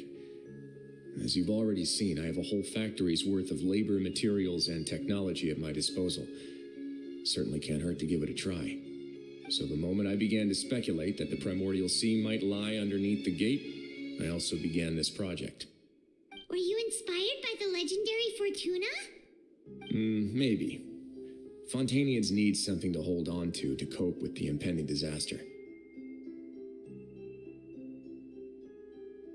Were the workers to find out the truth behind this ship, riots would destroy the fortress faster than any catastrophe. As the fortress's administrator, I'd never make such a reckless call. All right, that's enough talking for now. I'll need another 3 cups of tea to soothe my throat. Do you have any other questions? Seems like you're good. Come on, I'll take you back.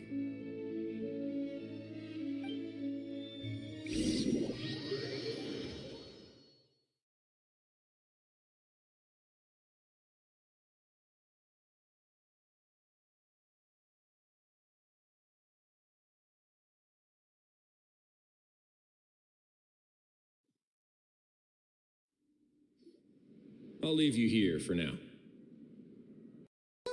Oh, thank you so much.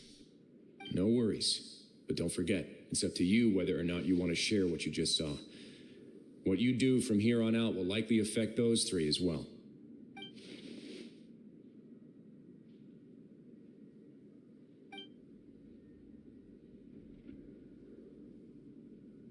Yeah, we'll put a lot of thought into it for sure.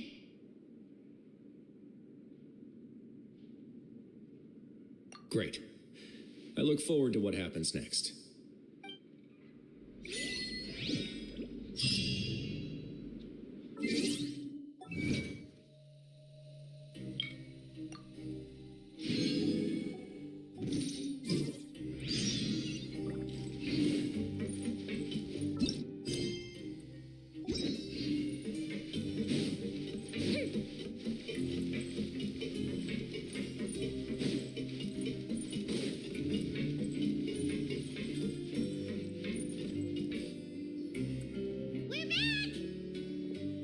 Welcome back. Do you want a cup of tea? How can you be so much like Risley, always drinking tea? Huh. Actually, now that you mention it, I just remembered something now. While I was sedated, I could still barely hear 2 people talking next to me. They were discussing everything, from the leaves to the water and even the teacups themselves. Must have been Risley and Sijwin. Yeah, I heard 1 male voice and 1 female, so it should have been the 2 of them. They really were just talking about brewing tea. I really can't make sense of this place. So, Traveler, Paimon, were you able to learn anything from Risley? Yeah, he explained everything. Very well. Then, would you mind checking your answers against my speculations?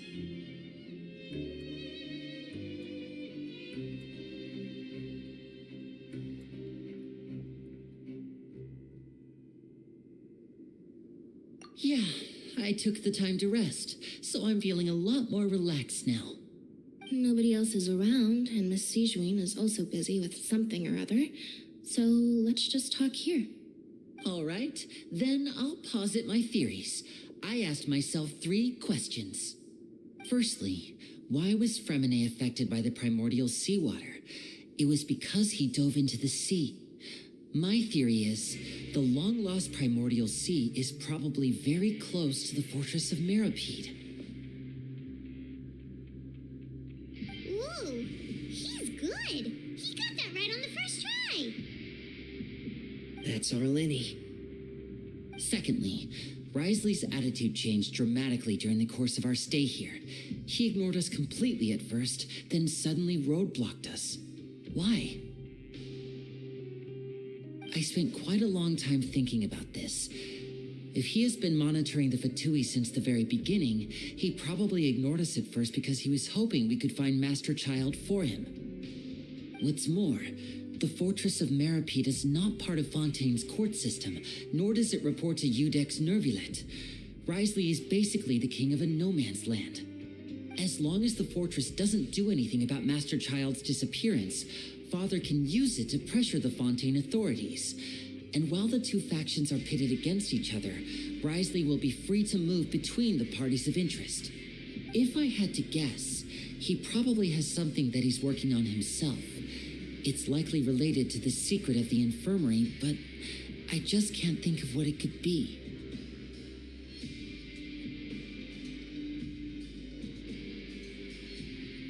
You're super smart.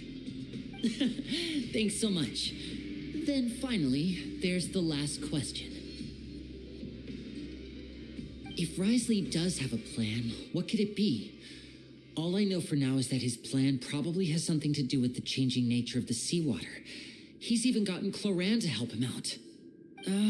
That can't be the full extent of what he's doing.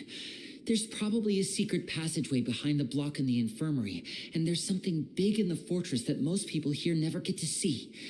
He has a bargaining chip, and it could be important enough for Father to deal with him directly. I don't have enough information, so I have no idea what his chip might be. But let me guess. You have the last piece of the puzzle.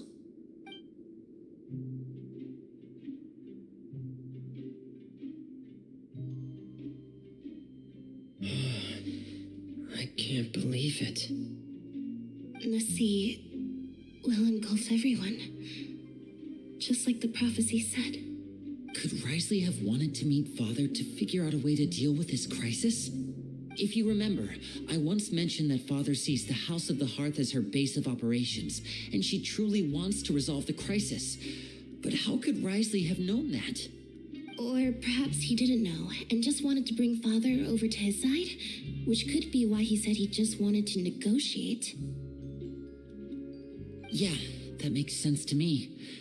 I understand your concerns as well, Traveler. I'll figure out a way to pass this on to our father. No matter what, we're on your side. The two of you have already aided us far too much. We probably wouldn't be standing here right now if not for you. If you ever need anything else going forward, please come to the House of the Hearth at any time. Though you may not share the sentiment, after all that we've gone through together, the three of us basically see you as family now. You have my gratitude. Thank you for protecting Lenny when it really mattered. And thank you for sharing the secrets of the fortress with us. We didn't think you were going to do it. Why are you being so formal all of a sudden?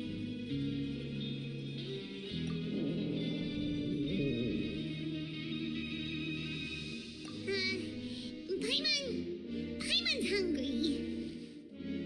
Oh, you've done so much already. Go get some food. Alright, then we'll catch you guys another time.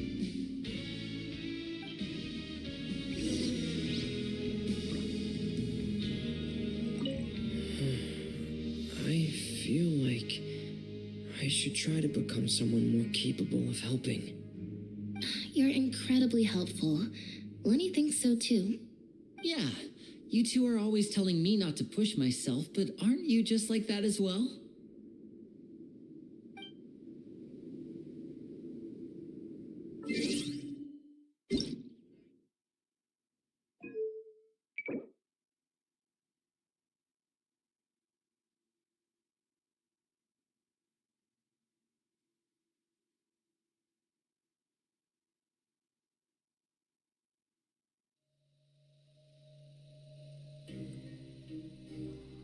mau komen ini silakan ya, gue lagi ketik kode nih, kalau ada mau komen atau apa mau tanya silakan ya.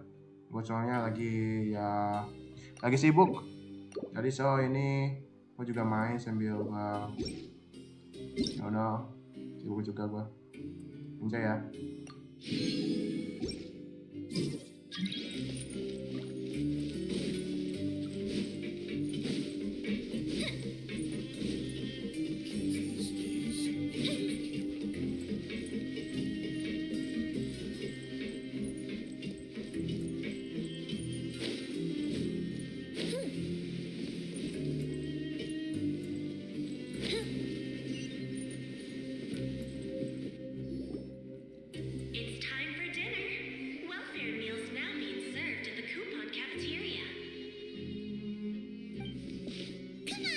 Pick up ours as well. Traveler Paimon, over here. Are you here for dinner too, Miss Sijwin? And I'm taking the opportunity to prepare Miss Cloran's dinner as well. Huh. You're right. She's actually sitting in the fortress cafeteria. What would you like to eat? Yep, you can. I've already talked to our chef, Mr. Wolsey. It's all on me today, so you can get whatever you'd like. Me too! Don't forget Paimon! No problem. Just leave it to me.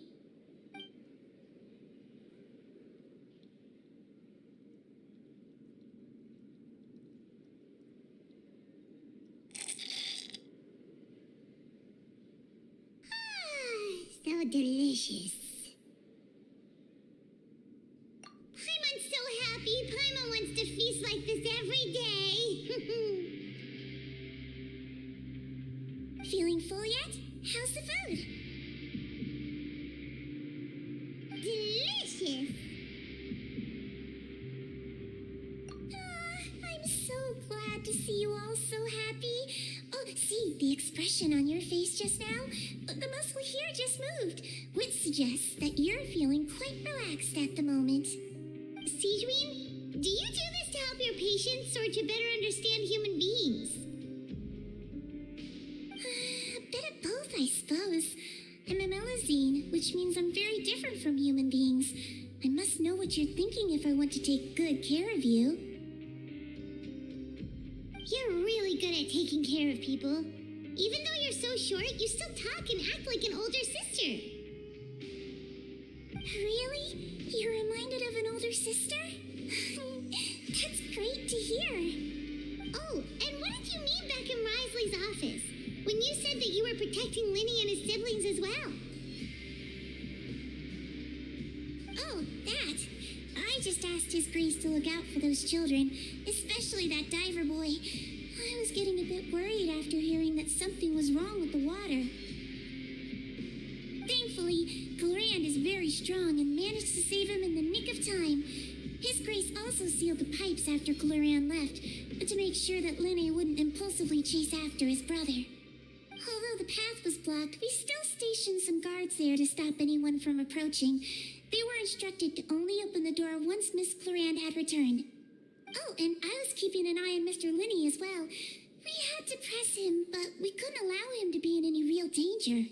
You were all super considerate and really thought everything through. It's just what we do down here at the fortress. At least this has been His Grace's style for as long as he's been the leader. Oh, I really wish Monsieur Nervula would come down here more often too. I feel like he'd like it here, with all the darkness and chaos. Get a good night's rest, you two. You both worked very hard.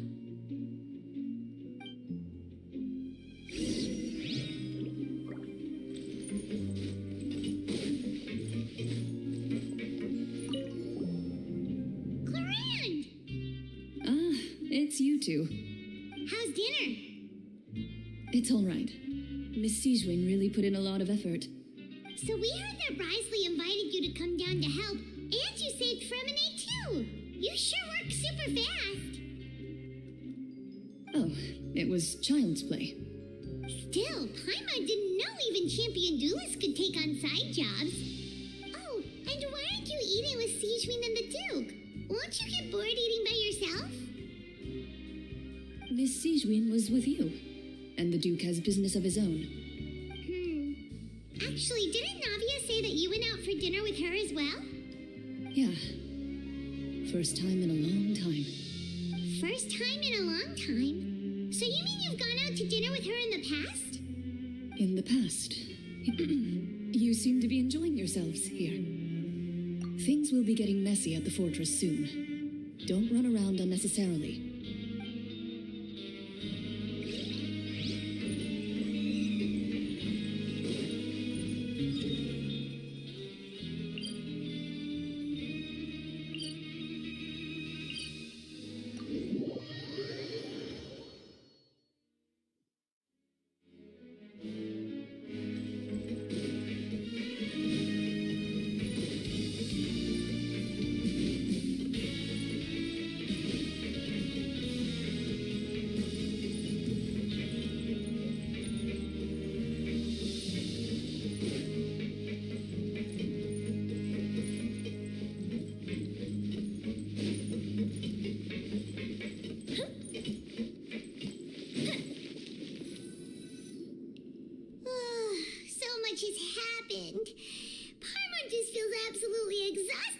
She's finally relaxed. Paimon's super sleepy. Are you sleepy too?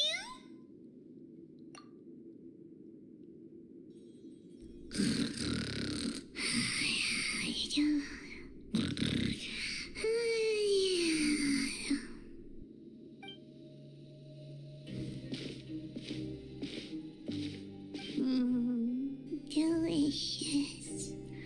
Paimon wants seconds for free.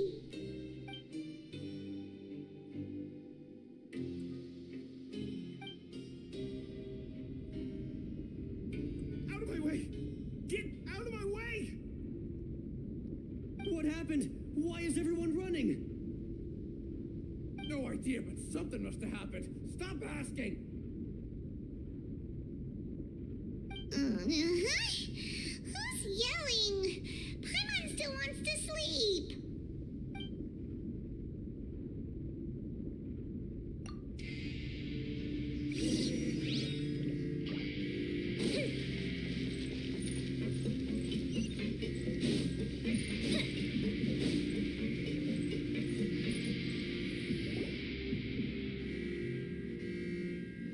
What happened?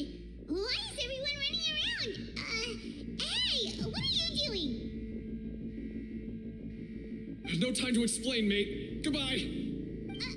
Hey, wait! What's wrong with these people? They won't even talk to us. They're here! There you are! Oh, thank goodness! Quisto and Laveron, do you know what happened here? We came here especially to inform you. Something seems to have gone terribly wrong just now. His Grace is telling everyone to evacuate and get out of here. Laveron was saying you two are new here and you don't have many friends, so you might slip through the cracks. Haven't you heard all the stories like that? An evacuation is successfully completed, yet you only find out once you do a head count that 1 or 2 people are missing. Wait, weren't you the one who brought that up? Why is it suddenly my idea? Hey, shut up! Okay, whatever. The point is, you should come with us.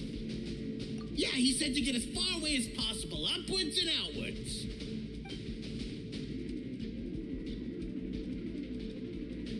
Oh no, it can't be that thing! Oh, wait, what? What? Hey, where are you going? We have to go find the Duke! You two just go and get out! Go on without us! Hey! Be careful! Attention! Please evacuate upwards and outwards, upwards and outwards. If you're already at the topmost layer, then try to move as far outwards as possible.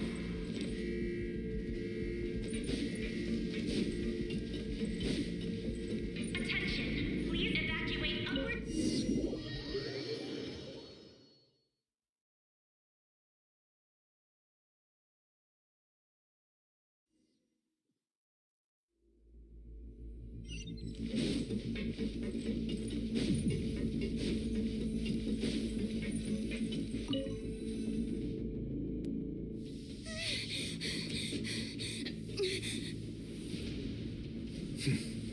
They're here. Just like I said.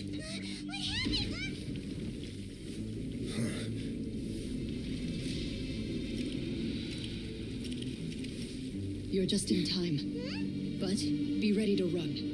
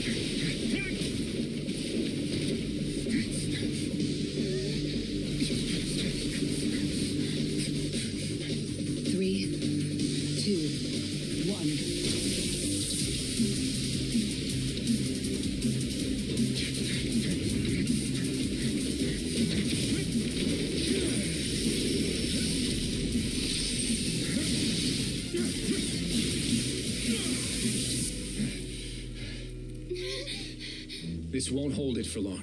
Find Neuvillette. Tell him the defenses are about to collapse. Until he arrives, we're the last line of defense.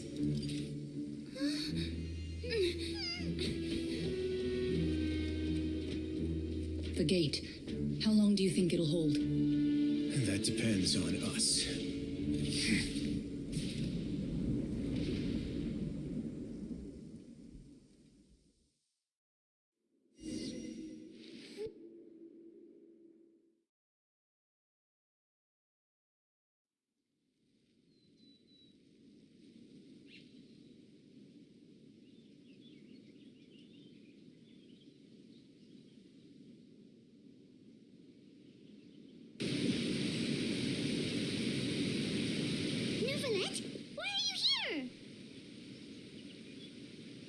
Traveler, I need you to head to the Opera House immediately. Furina will soon be meeting with the knave there. You must protect Furina and make sure she doesn't spend too much time alone with her.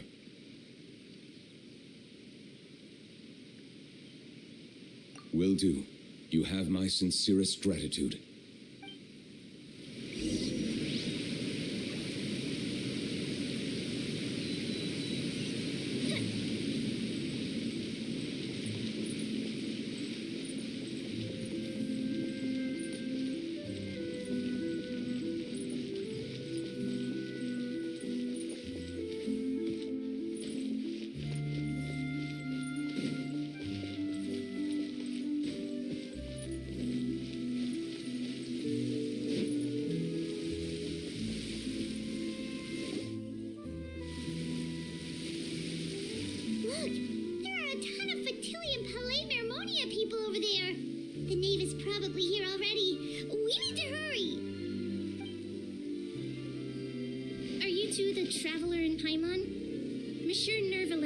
Instructions. Please follow me. Though I'm sure he's already explained, this should be a mostly cordial conversation, unlikely to give rise to violence. But it would be most appreciated if you could protect Lady Furina to the best of your abilities.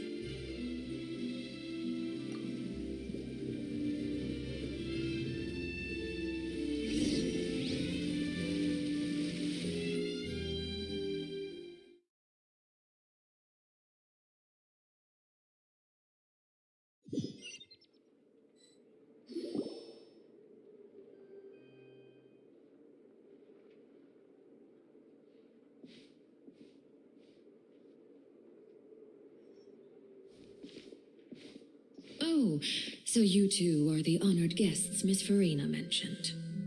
Of course, of course. How could they not attend a meeting such as this? I must always have 2 or more guests at my dessert table. Otherwise, the occasion would be too lonely and unbecoming of my station. It is my pleasure to make your acquaintance, traveler. I have heard much of your accomplishments. I am the Knave, one of the 11 Fatui Harbingers.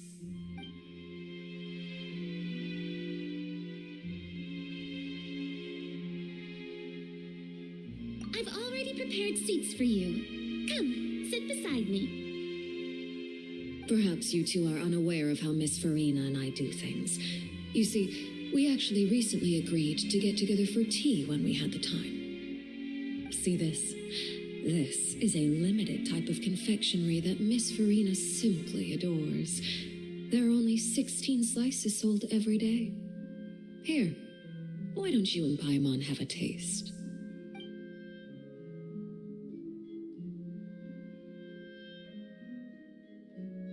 Traveler, what do you think of this cake?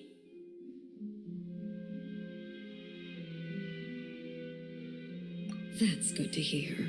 So what Child said was on the mark after all. You do share a taste in desserts with Furina and I.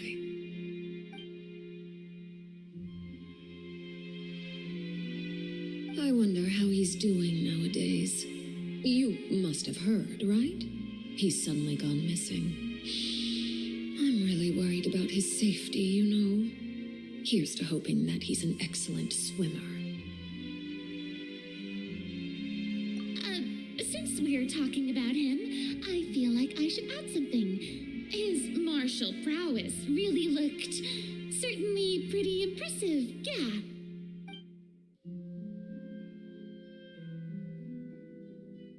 Oh, so you're also familiar with his aptitude for fighting, Miss Furina. Oh, right.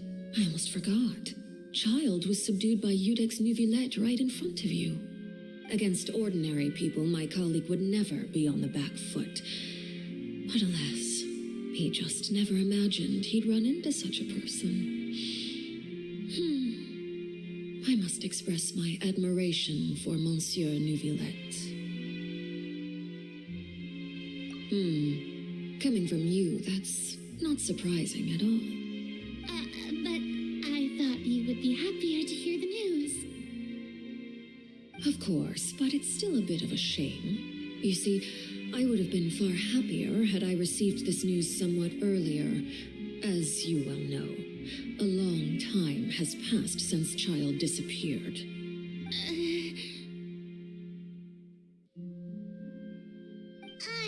Well, in any case, there's no need to worry.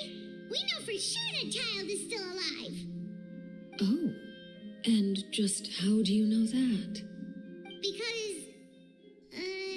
Because we found evidence that proved he left the Fortress of Meripede. And where did he go after leaving the fortress? Well...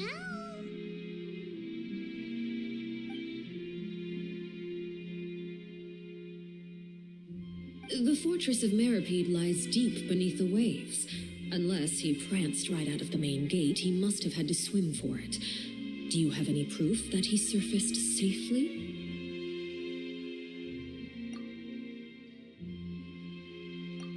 That is good news, at least. His sister Tonya sent a letter to Fontaine not too long ago. Since he was unfortunately unavailable, I picked it up on his behalf. Do you have any idea how he usually writes back to his family? Dear Tonya, your letter made me feel like we were still enjoying our time in Snezhnaya together. I'm currently admiring the scenery on the streets in front of the opera house. Is it something like that?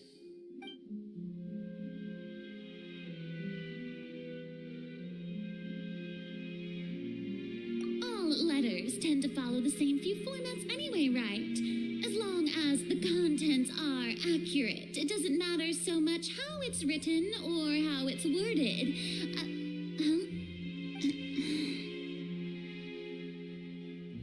Hold on. The water in the teacup is shaking. I suppose this is also a sign of things to come, Miss Furina. I don't quite understand what you're trying to say. Have we entered into the next stage of the prophecy?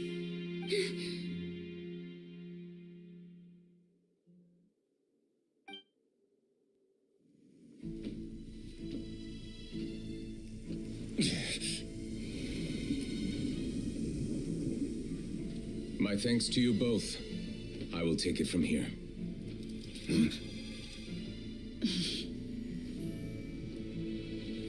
Sure you don't need a hand? Quite sure. Wow. So, what's your secret, huh? Let me guess. Nah, who knows? Maybe it's just your sense of responsibility. Sounds about right.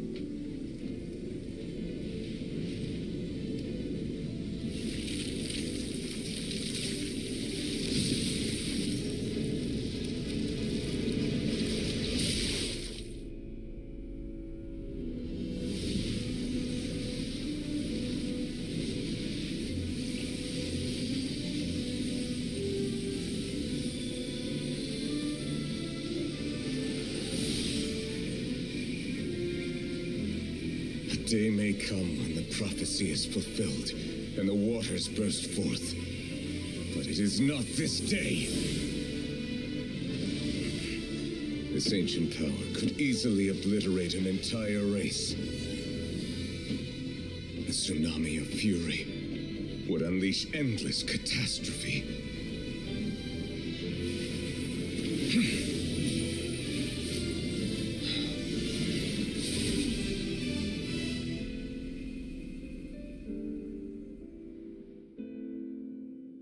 This sentence is too severe. Forgive me for overruling it.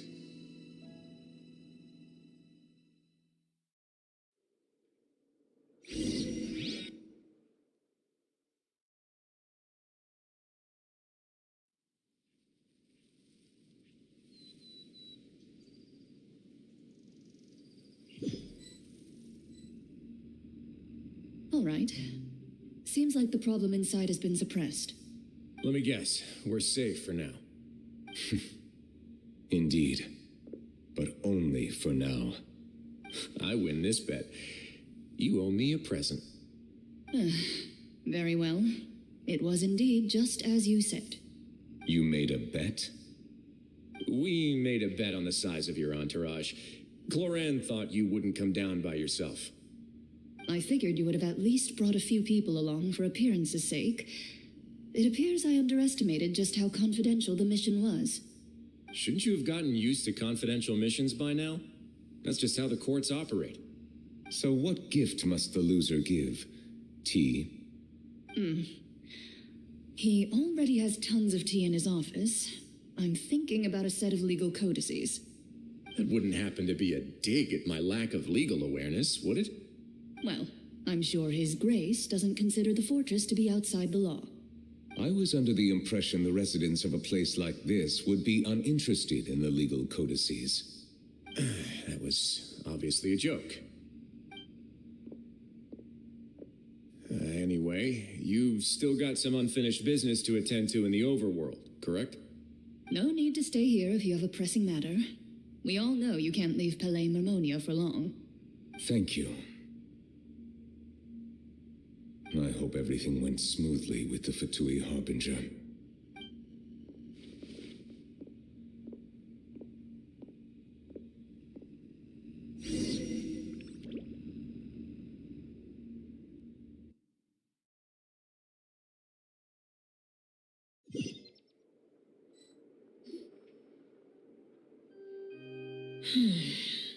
I must say, we've spent long enough playing house. Miss Furina, as the Hydro Archon, I am sure you understand the exact meaning of the phenomenon we just witnessed. Or should I say, that's what I originally thought. But looking at your expression, was I wrong? And you haven't a clue? What are you trying to say? At this point, I don't think there's any more need to speak as diplomatic representatives. Allow me to speak to you now as just a Fontanian. You know the prophecy by heart, and also that every part of it is being proven true.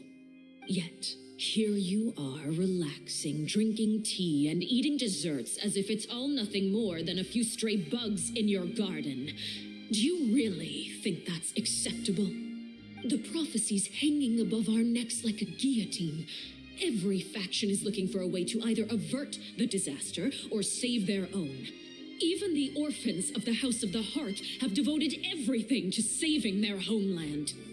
But you, it beggars belief just how nonchalant and carefree you have been. From the very beginning, you, the god Focalor, you have utterly failed to take action. You're wrong. I've never ignored the prophecy, nor have I just been passing the time in self-indulgence. Retract your accusation and stop doubting the wisdom of the gods with such absurd conjectures. I am not alone in my doubts, you know. All the children of Fontaine may be harboring the exact same thoughts right now. Oh, great Hydro Archon, how are you going to save them? Save us? How are the people you've sworn to protect supposed to survive in a land that will soon disappear beneath the waves? I have my ways, and I've been working on them for all this time. Even if you look down upon me, you have no right to judge me. Fontaine will be saved.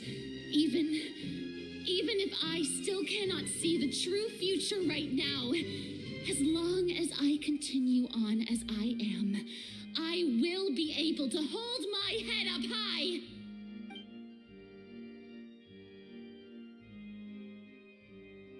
Then I ask you, Miss Furina, just what have you been working on?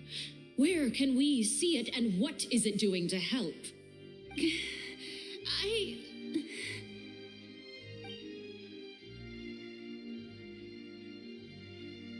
My machinations are just like the prophecy itself. They will only reveal themselves at the fated time. It is just that beings like yourselves are unable to perceive them as of yet. I see. As a god, the proof of your labor always lies beyond prying mortal eyes. Allow me to be so bold as to ask another way. Would it be possible for you to tell us the parts of your plan that are not confidential, such as your emergency response plan for the impending disaster? An emergency response plan? Oh, that look in your eyes. Have you not even prepared one of those? The emergency response plan is also strictly confidential. Then allow me to jog your memory. Miss Furina, what is the purpose of your Oratrice Mécanique d'Analyse Cardinal? And what do you plan to do with the massive amounts of indemnitium that has accumulated over the years? The Oratrice? It's just like it appears to be. So you also have no idea. If I'm not mistaken, someone's using it to prepare for something. But unfortunately, it would seem that someone is not you, Miss Furina. I first caught wind of this when Linny tried to investigate the Oratrice in the Opera House. You see, even just getting close to the core contaminated him with an extremely large amount of indemnitium. But even if that had nothing to do with you, then what could you possibly be working on, oh great Hydro Archon? Oh, right. I almost forgot. Udex Neuvillette is not at the tea party with us today. Miss Furina, I suppose you must have ordered him away to take care of some troublesome business. Yes, that's exactly right. Please keep it a secret for me. Of course I will. Although, I must say, Miss Furina, you seem quite insecure without the Udex by your side. Oh, very well. Let's stop that conversation here. There are still a few slices of cake left, so please, help yourselves, everyone.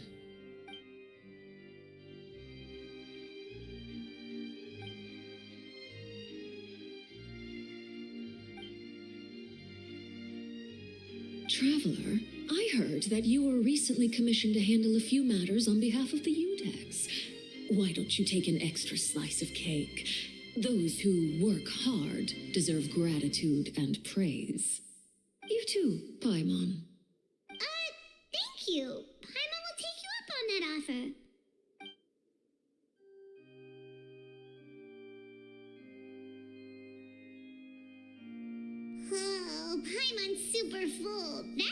is great. If it's on my tea table, it must be of the highest quality. Yes, and we must thank the knave for bringing these over as well.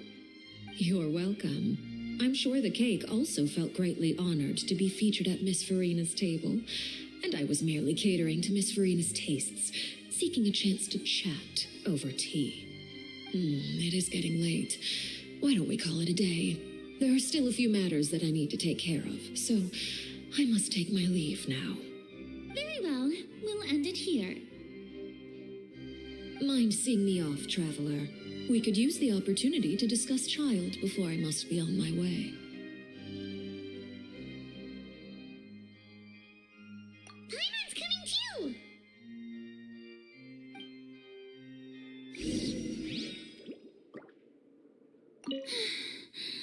The tea party turned out to be even more difficult than I'd imagined.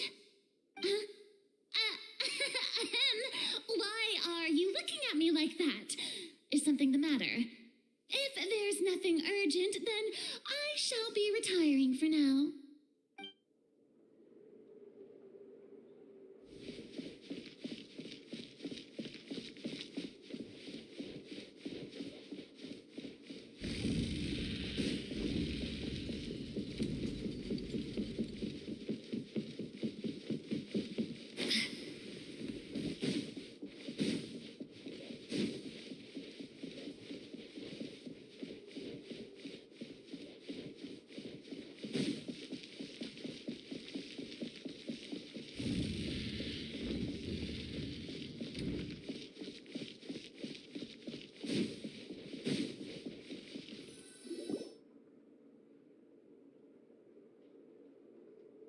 I'm glad that you were willing to come with me. Of course, Child was just an excuse. I have no interest in your dealings with him. That's what Paimon thought. You lent your aid to the children of the House of the Hearth. As their father, I would like to express my gratitude.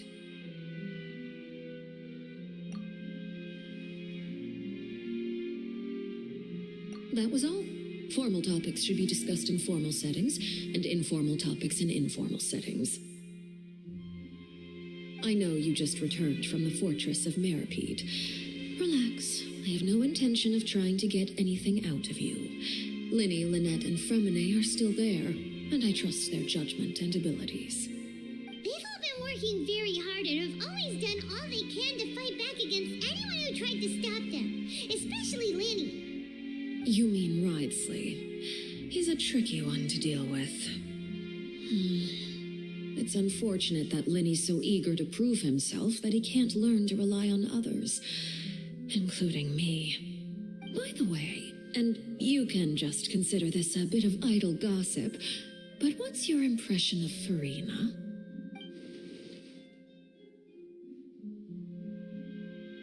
You are outside of our disputes, and the freest person in all of Fontaine, able to move around most easily. Allow me to share my perspective with you. And that's everything that happened during the trial. Master Child was declared guilty and immediately transported to the fortress of Meripede. Didn't he say he was coming here on vacation? Does he not feel an ounce of shame for all the trouble he has caused?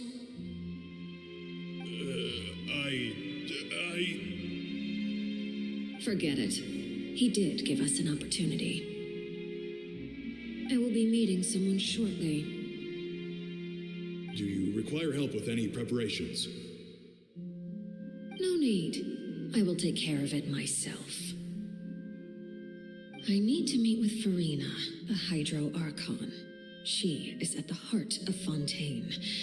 But what's fascinating about her is that she often seems more like a celebrity than a working Archon. Oh, come over here, you little critter, you!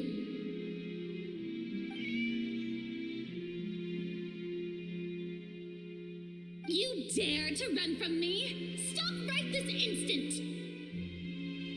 My goal is just to discover the location of the Gnosis. But I didn't expect the chance to approach Furina to be handed to me on a silver platter. This is so easy, it's actually making me a bit suspicious. Anything left unguarded is usually just bait. But no one will blame someone for taking the bait. After all, from the moment it was attached to the hook, the bait is meant to be sacrificed. It's just as I guessed in the second before I struck. The hydronosis is not currently held by the archon. In fact, this archon doesn't seem like a god at all. And I sense that she's under some kind of curse. Who are you?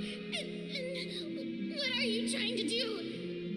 Please don't kill me. I'm begging you, please. The fear in her pupils is genuine, so perhaps she's not bait after all. Either way, targeting her has lost all meaning. I left the scene with ease. Nobody came looking for me, and nobody could serve as a witness to my near assassination of Focalor. I suspect even Furina dares not mention this incident to anyone.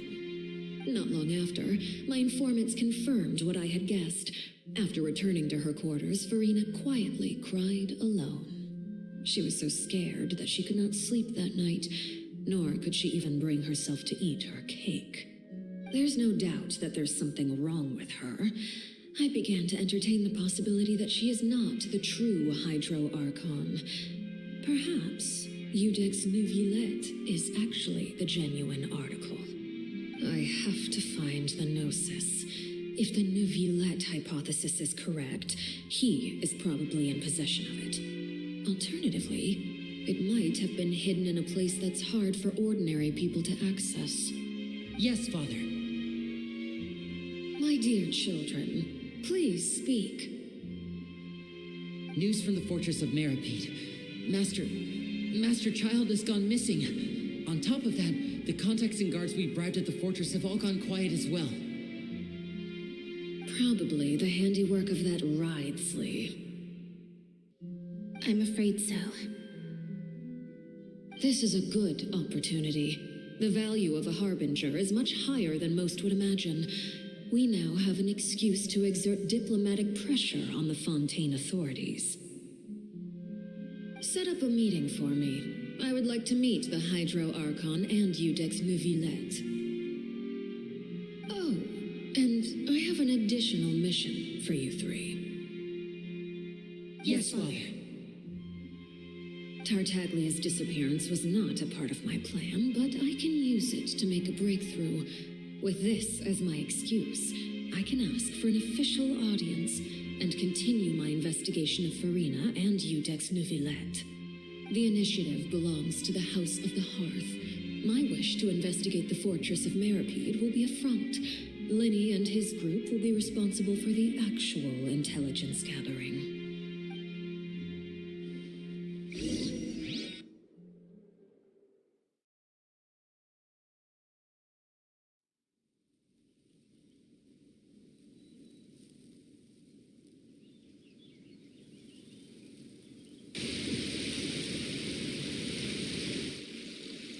You should know the rest. Lenny's group is quite close to you, so they wouldn't have hidden anything from you. You attacked the Hydro Archon? It wouldn't mean anything, even if you shouted it from the rooftops. After all, even Furina herself is still pretending that nothing of that sort ever happened. All right then. I've now had 2 chances to enjoy tea with Furina. I have to say, the leadership of Fontaine is even more inscrutable than I had imagined. I once surmised that Iudex Neuvillette must be the Hydro Archon, but now, that doesn't seem right to me either. I am a servant of Her Majesty the Tsaritsa. Over my years of service, I've learned how a real Archon conducts and carries themselves. Whether Iudex Neuvillette or Furina, neither fits the bill. It's hard to imagine either of them as the Archon. Of course, that is all just how I feel. Gut feelings often do not require justification.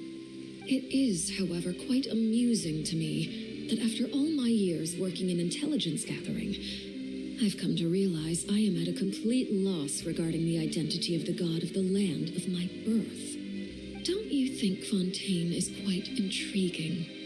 A catastrophe looms, yet many secrets have yet to rise to the surface. It looks like Fontainians will have no choice but to save themselves. Ultimately, though, one must survive in order to do anything else. Should the need arise, I would be happy to cooperate with you. You don't need to commit to anything right now, of course. I have a feeling that the situation will continue to evolve, and as your name is often connected with noble deeds, I'm sure we will work together someday. He certainly returned quickly. You must want to catch up with each other, so I'll leave you to him. Neverlet, is it over?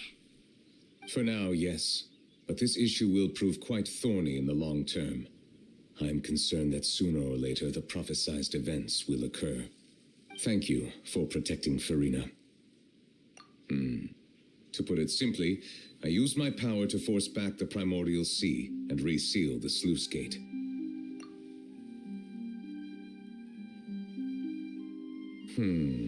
So as expected, the knave has turned up the pressure on Furina. She's trying to feel her out, though I'm still unsure as to her motives. Permission granted. Whoa. It can't be that you're the real Hydro Archon, right? But that's just a speculation on our part, though. You can't tell us? Then that's okay. We can talk about something else. We won't try to force you. You guys in Fontaine are super strange. If by the phrase "you guys" you are referring to Furina and I, then although I'm not sure just what you are trying to imply, I must clarify that I do not share her positions on a multitude of topics. I believe so. The fortress has a long and complex history. It has seen much grief and suffering. And now, another catastrophe will soon be upon us. I mourn this turn of events. Huh? Why is it raining all of a sudden?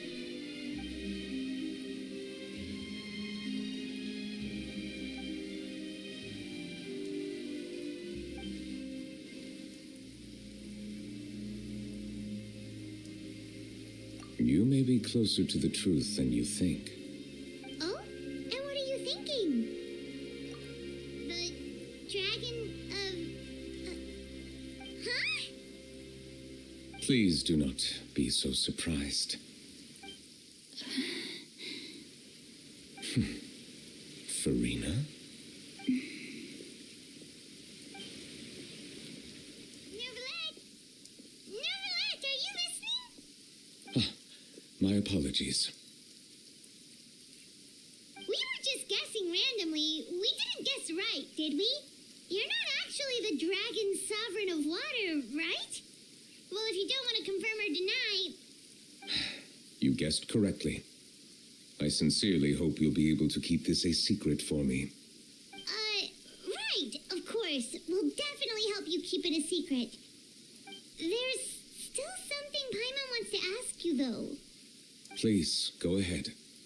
Well, if you are the dragon sovereign of water, and you were able to force back the primordial sea from the fortress, then since Fontaine's prophecy is all about seawater, couldn't you just use your power to solve the crisis? None of the currently living dragon sovereigns in the world, myself included, possess our full dragonhood. They say that when the first usurper arrived on Tivat, they seized a part of the dragon's power. Today, that stolen power is the basis of the Archon's authorities. There are 7 elemental archons and 7 matching dragon sovereigns. The dragon sovereign of water who lived Ya, through sorry the ya, war gue perished lagi a long time ago. gue main game sambil ngerjain tugas, tapi ya silakan aja, gue juga gak apa-apa kok, gue lagi di sini. Kalau ada mau komen atau apa silakan ya, soalnya gue lagi sibuk ngerjain tugas. Tapi kalau ada mau chat atau apa silakan ya. Tapi untuk reviewnya itu belakangan saja karena saya I would Karena recommend gue nggak finding sempat ya another untuk way to melihat deal with the review. Gue lagi prophecy. mau cepat selesai untuk archon questnya supaya bisa fokus ke story questnya ya nanti I ya. still have some urgent Atau archon matters to quest attend to selanjutnya. at my office. If you have Tapi any kalau more mau silahkan questions komen nanti regarding ancient saya balas history, kok. you Tenang are aja. welcome to Jadi discuss yang them komen with me aja at kok a nggak later apa-apa. time. Nanti gue simpan atau apa nanti gue diskusi di next episode ya. There's a place that Apa-apa. Paimon wants to go too. Traveler, why don't we pay another visit to the Fortress of Meripede? Paimon is a little Silahkan ya worried. kalian komen kalau ada mau tanya sesuatu. Take care. Intinya jangan lupa subscribe dan jangan lupa like juga ya live streaming saya supaya ada kemajuan. Palingan di next episode atau live stream selanjutnya gue akan review lagi ya kalau bisa. Soalnya kalau gue sekarang sih lagi sibuk banget ya, sorry ya. Palingan gue main sambil kerjain tugas. Oke, sorry banget ya teman-teman. Pada mau itu aku gila, salam kenal ya. Oke, orang gila. Oke, dan sekarang gua akan mau pergi dulu nih. Set, ini lumayan jauh nih, 1340-an meter ini. Oke, salam kenal ya. Nama kalau gua sih Javier, tapi nama YouTube channel gua Geography Slayer.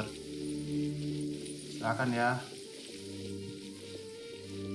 Gua lupa untuk open mapnya. Ini aja masih baru update, gua udah lama nggak main Genshin Impact karena sibuk ya. Jadi ya gimana? Buset, apaan tuh tadi? Anjay, gue tadi ada yang ngebug coy dalam PC-nya. What the hell, tadi ada yang ngebug coy di PC-nya.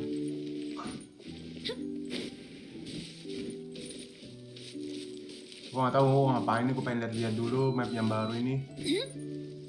Saya gue udah lama gak update ya. Kamu sepuh ya bang?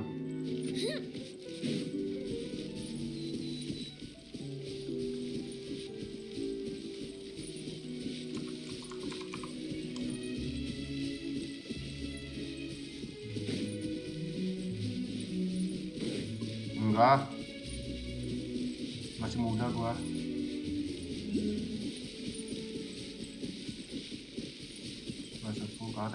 Karakternya bagus-bagus. Ya, dong, gua dapat karakter yang bagus-bagus loh. Thank you orang gila, terima kasih sudah subscribe ya. Mantap, thank you so much.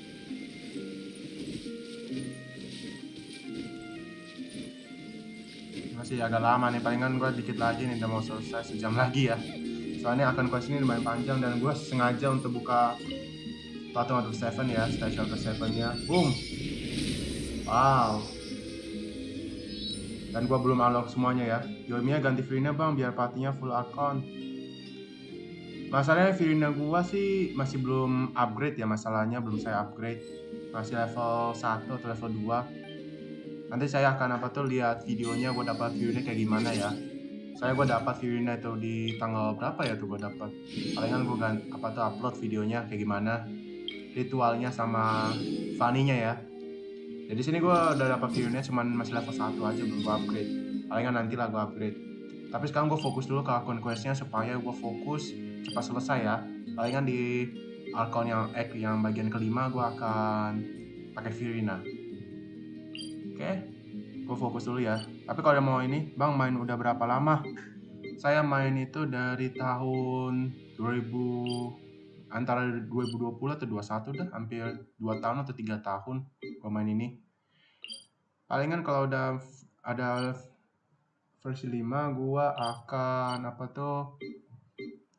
akan hapus deh versi 5-nya. Bukan versi 5 ya sih. Kalau udah versi 5 ini kan baru versi yang keempat, nanti versi kelima gue pengen hapus soalnya ya makin berat sih gamenya ini. Palingan gue nanti pakai main game yang Honkai Star Rail atau juga Channel Zone Zero ya yang baru. Panjai 10 leluhur, yoi coy. Oke, gue lanjutin lagi nih. Wah lama banget coy, ini belum selesai coy. Udah hampir mau 3 jam nih gue main game ini, dari jam 10 sampai jam sekarang. Waduh, lumayan panjang coy ceritanya ini, belum selesai gue. Saya udah capek coy main game ini. Intinya yang F4 ini lebih panjang daripada X sebelumnya ya. Ini lebih panjang coy, karena ya banyak lah. Dan lagi ketemu sama Linet sama Freminet ya. Now guess. Biasa. What suit will this next card be? A bare-teeth cat? Well, look who it is. Hello. Paimon. Hello, everyone. Looks like you're recovering nicely from it, eh? Thanks to everyone's support. Oh, right. I Nggak managed habisin to dari sini work up aja the dulu courage bang. to Aku thank lihat Miss Florent in 180. person. Iya, gue hemat dulu coy. Gue hemat, nggak lawan bosnya dulu ya. Gue hemat She dulu. told me that it was nothing. Palingan ya gue It was habisin as if nanti. saving a life Gue wasn't udah a big farming deal juga to sih her dari at all. kemarin udah farming. She also told me not to worry about it. She didn't Sama want to juga stress sih you dengan out, that's bulan all. sambit gue. She's right, and it's best not to dwell on it. Yeah. Tenang aja kalau nanti gue akan. Okay, but check this out. We went back to the opera house and we met the knave. You met Father? Did she say anything to you? Yap. A few Habis things that ini were, coy. a bit hard to understand. And also that she's looking forward to working with us in the future. Her attitude towards you is even better than what we'd imagined. That's fantastic. You should believe her. She has her own way of doing things, and she'll do everything in her power to help those she considers close, which now might also include you. Father is very capable and also trustworthy. Oh, Paimon just remembered that she thought Lenny was a bit too proud as well. She said that you should learn how to rely Gue on nggak tahu others sebenarnya Lucina sometimes. ini baik atau jahat sih. Gue nggak tahu dah. Got it. Daripada virtue yang lainnya. That does sound like something that Father would say. Hey, Are you going to stay here for the next few days? Looks like it, yeah. Excellent. I will host a tea party. For real? Then Udah Papa makan, wants Bang. another serving of cake. Udah makan Another pagi loh. implies Ini that you were siang sih already nggak makan served sih. some Gue nggak delicious makan. cake while you were up there. Soalnya gue How lovely. di rumah aja sih. Well, nggak next ngapain. time, you're going to Malah have tea and doang. snacks with us. Jaga kesehatan bang. Oke, nanti gue makan, tenang aja.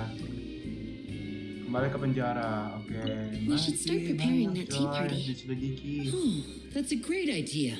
I'm all for it. I'll help you set it up.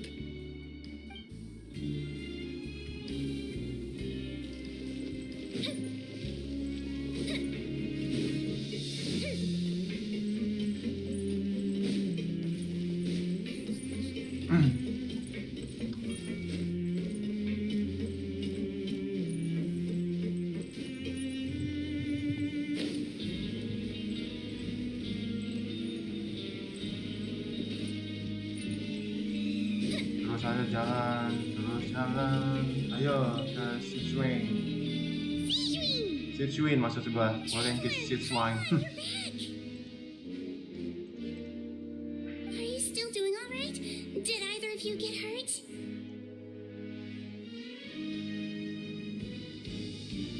We're fine, but what about you guys? It was such a huge mess. How bad was it? A few people sustained superficial injuries, but that's about the extent of the damage. Monsieur Nervillette paid us a visit. It was all thanks to him that we managed to suppress the crisis for the time being. Of course, we must also thank you for the help you provided. How did Nervillette know that he was needed here? Monsieur Nervillette has strong Silakan kalau mau resonance with komen the lagi hydro silakan element. ya. Sebelum When gua the water mau level rises, habisin he dulu can mic-nya. feel the waves Gua lagi mau produced. fokus dulu. I ran Nanti into kalau ada apa-apa workshop silakan girls komen while ya. Nanti bandaging gua the injuries of cara the lagi. wounded. Tenang They aja. were mumbling the whole time about how you just Intinya enjoy ran aja down ya. without a word. Gameplaynya I'm so gua. relieved to see that you're Gua both juga pengen alright. sibuk.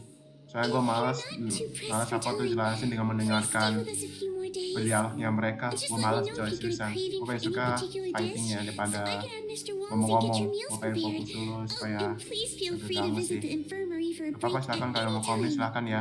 I'd like to take the opportunity to spend some more time observing your facial muscles as well. Your happy smiles are quite contagious, you know. They're so memorable, and I've missed them immensely while you were gone.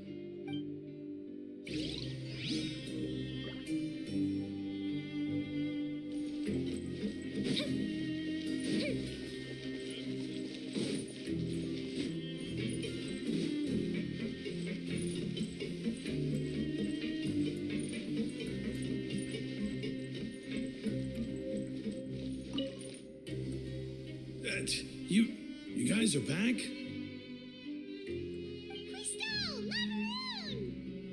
You guys didn't get caught and thrown back down here, right? Huh?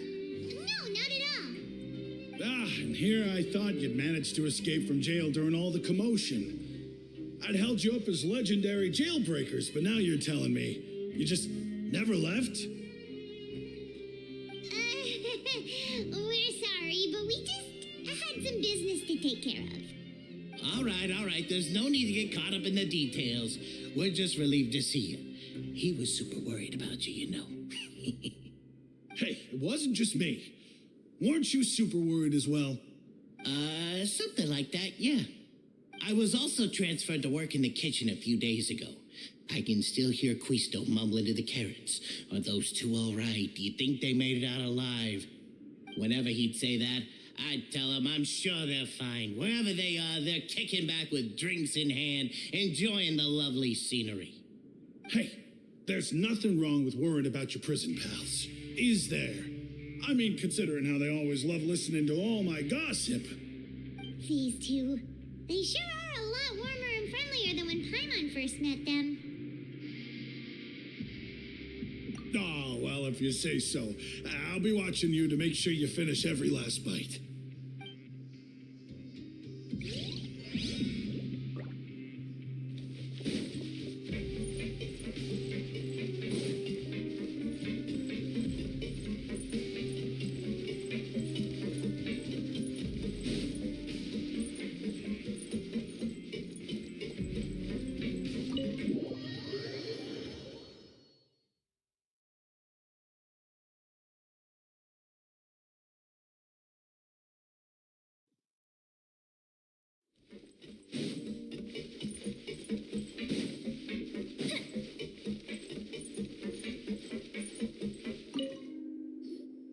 Courier, Miss Sijween told me you still haven't eaten.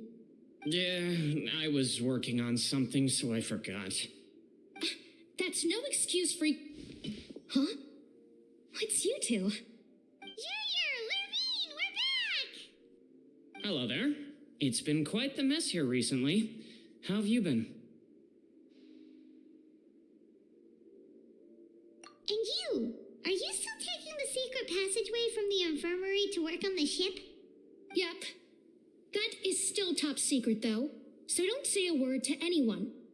It can be a bit annoying when there are lots of people in the infirmary, but I still prefer taking that route over the one from the Duke's office. I mean, the infirmary does make it easier for you to slack off. Oh, yeah? Then why are you also here so much? You two really are just using your jobs as a cover for your relationship, aren't you? Not at all!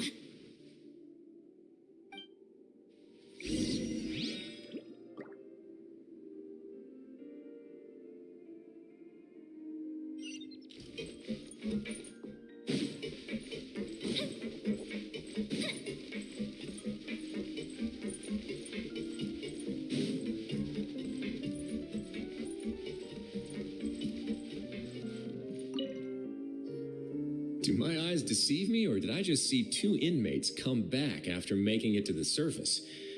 Some strange winds blowing of late. We wanted to see how the fortress is doing. Is everything still all right? We're fine, for the most part. Neuvillette came down and took care of the worst of it. If that's the case, why don't you just ask him to stay here? Oh, yeah, what a brilliant plan. Let's go convince the Udex himself to exchange the Courts of Fontaine for a puddle of water in the middle of nowhere. He came here in a hurry and left without even stopping for a cup of tea. He did remember to take Miss Sijween's gift with him, though. He sure sounds super busy. Miss Clorand has left as well. She also took her gift from Miss Sijween. Were the gifts milkshakes? Neuvillette got the milkshake. Clorand received lipstick instead. Those aren't even remotely alike. Well, it's Neuvillette's own fault for making Sijween worried about his health by working so much. But besides that, our head nurse is still pretty fond of picking out beauty products for the ladies. Oh, and I have some gifts here for you as well. Are these from Sijuin too? Nope, they're from yours truly. You've already wrapped up your work at the fortress, so you can return to the surface at any time. You haven't yet served your full prison term, however, so you may continue to use your cell until your term is up. For real? Then we can stay here for a really long time? You may access the cafeteria for free. Hooray! Just remember to come complete your paperwork once it's time for your release.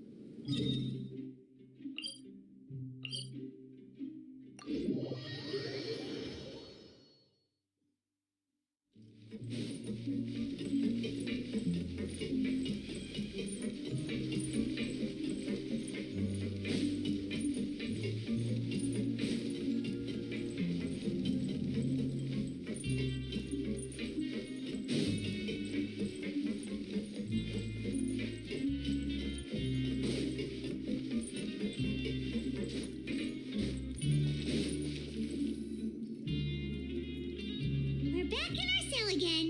We're no longer prisoners, though, so it really doesn't feel the same. Being free sure feels pretty special now.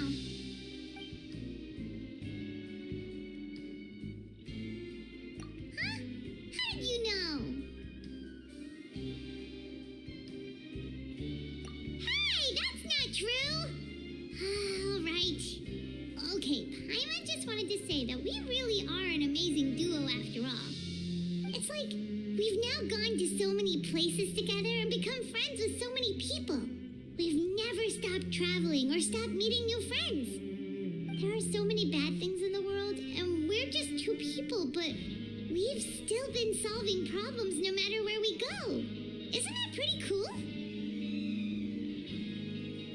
You're counting Paimon today? Aren't you the only adventurer here? Then let's ask Catherine to give Paimon an adventurer handbook as well. Paimon will also be an adventurer from today forward. Just our thoughts making Paimon giddy. Paimon's gonna crash, so you sleep soon too. The last time we fell asleep here, we woke up to a whole mess outside our cell. The primordial seawater nearly rose up. That was so scary.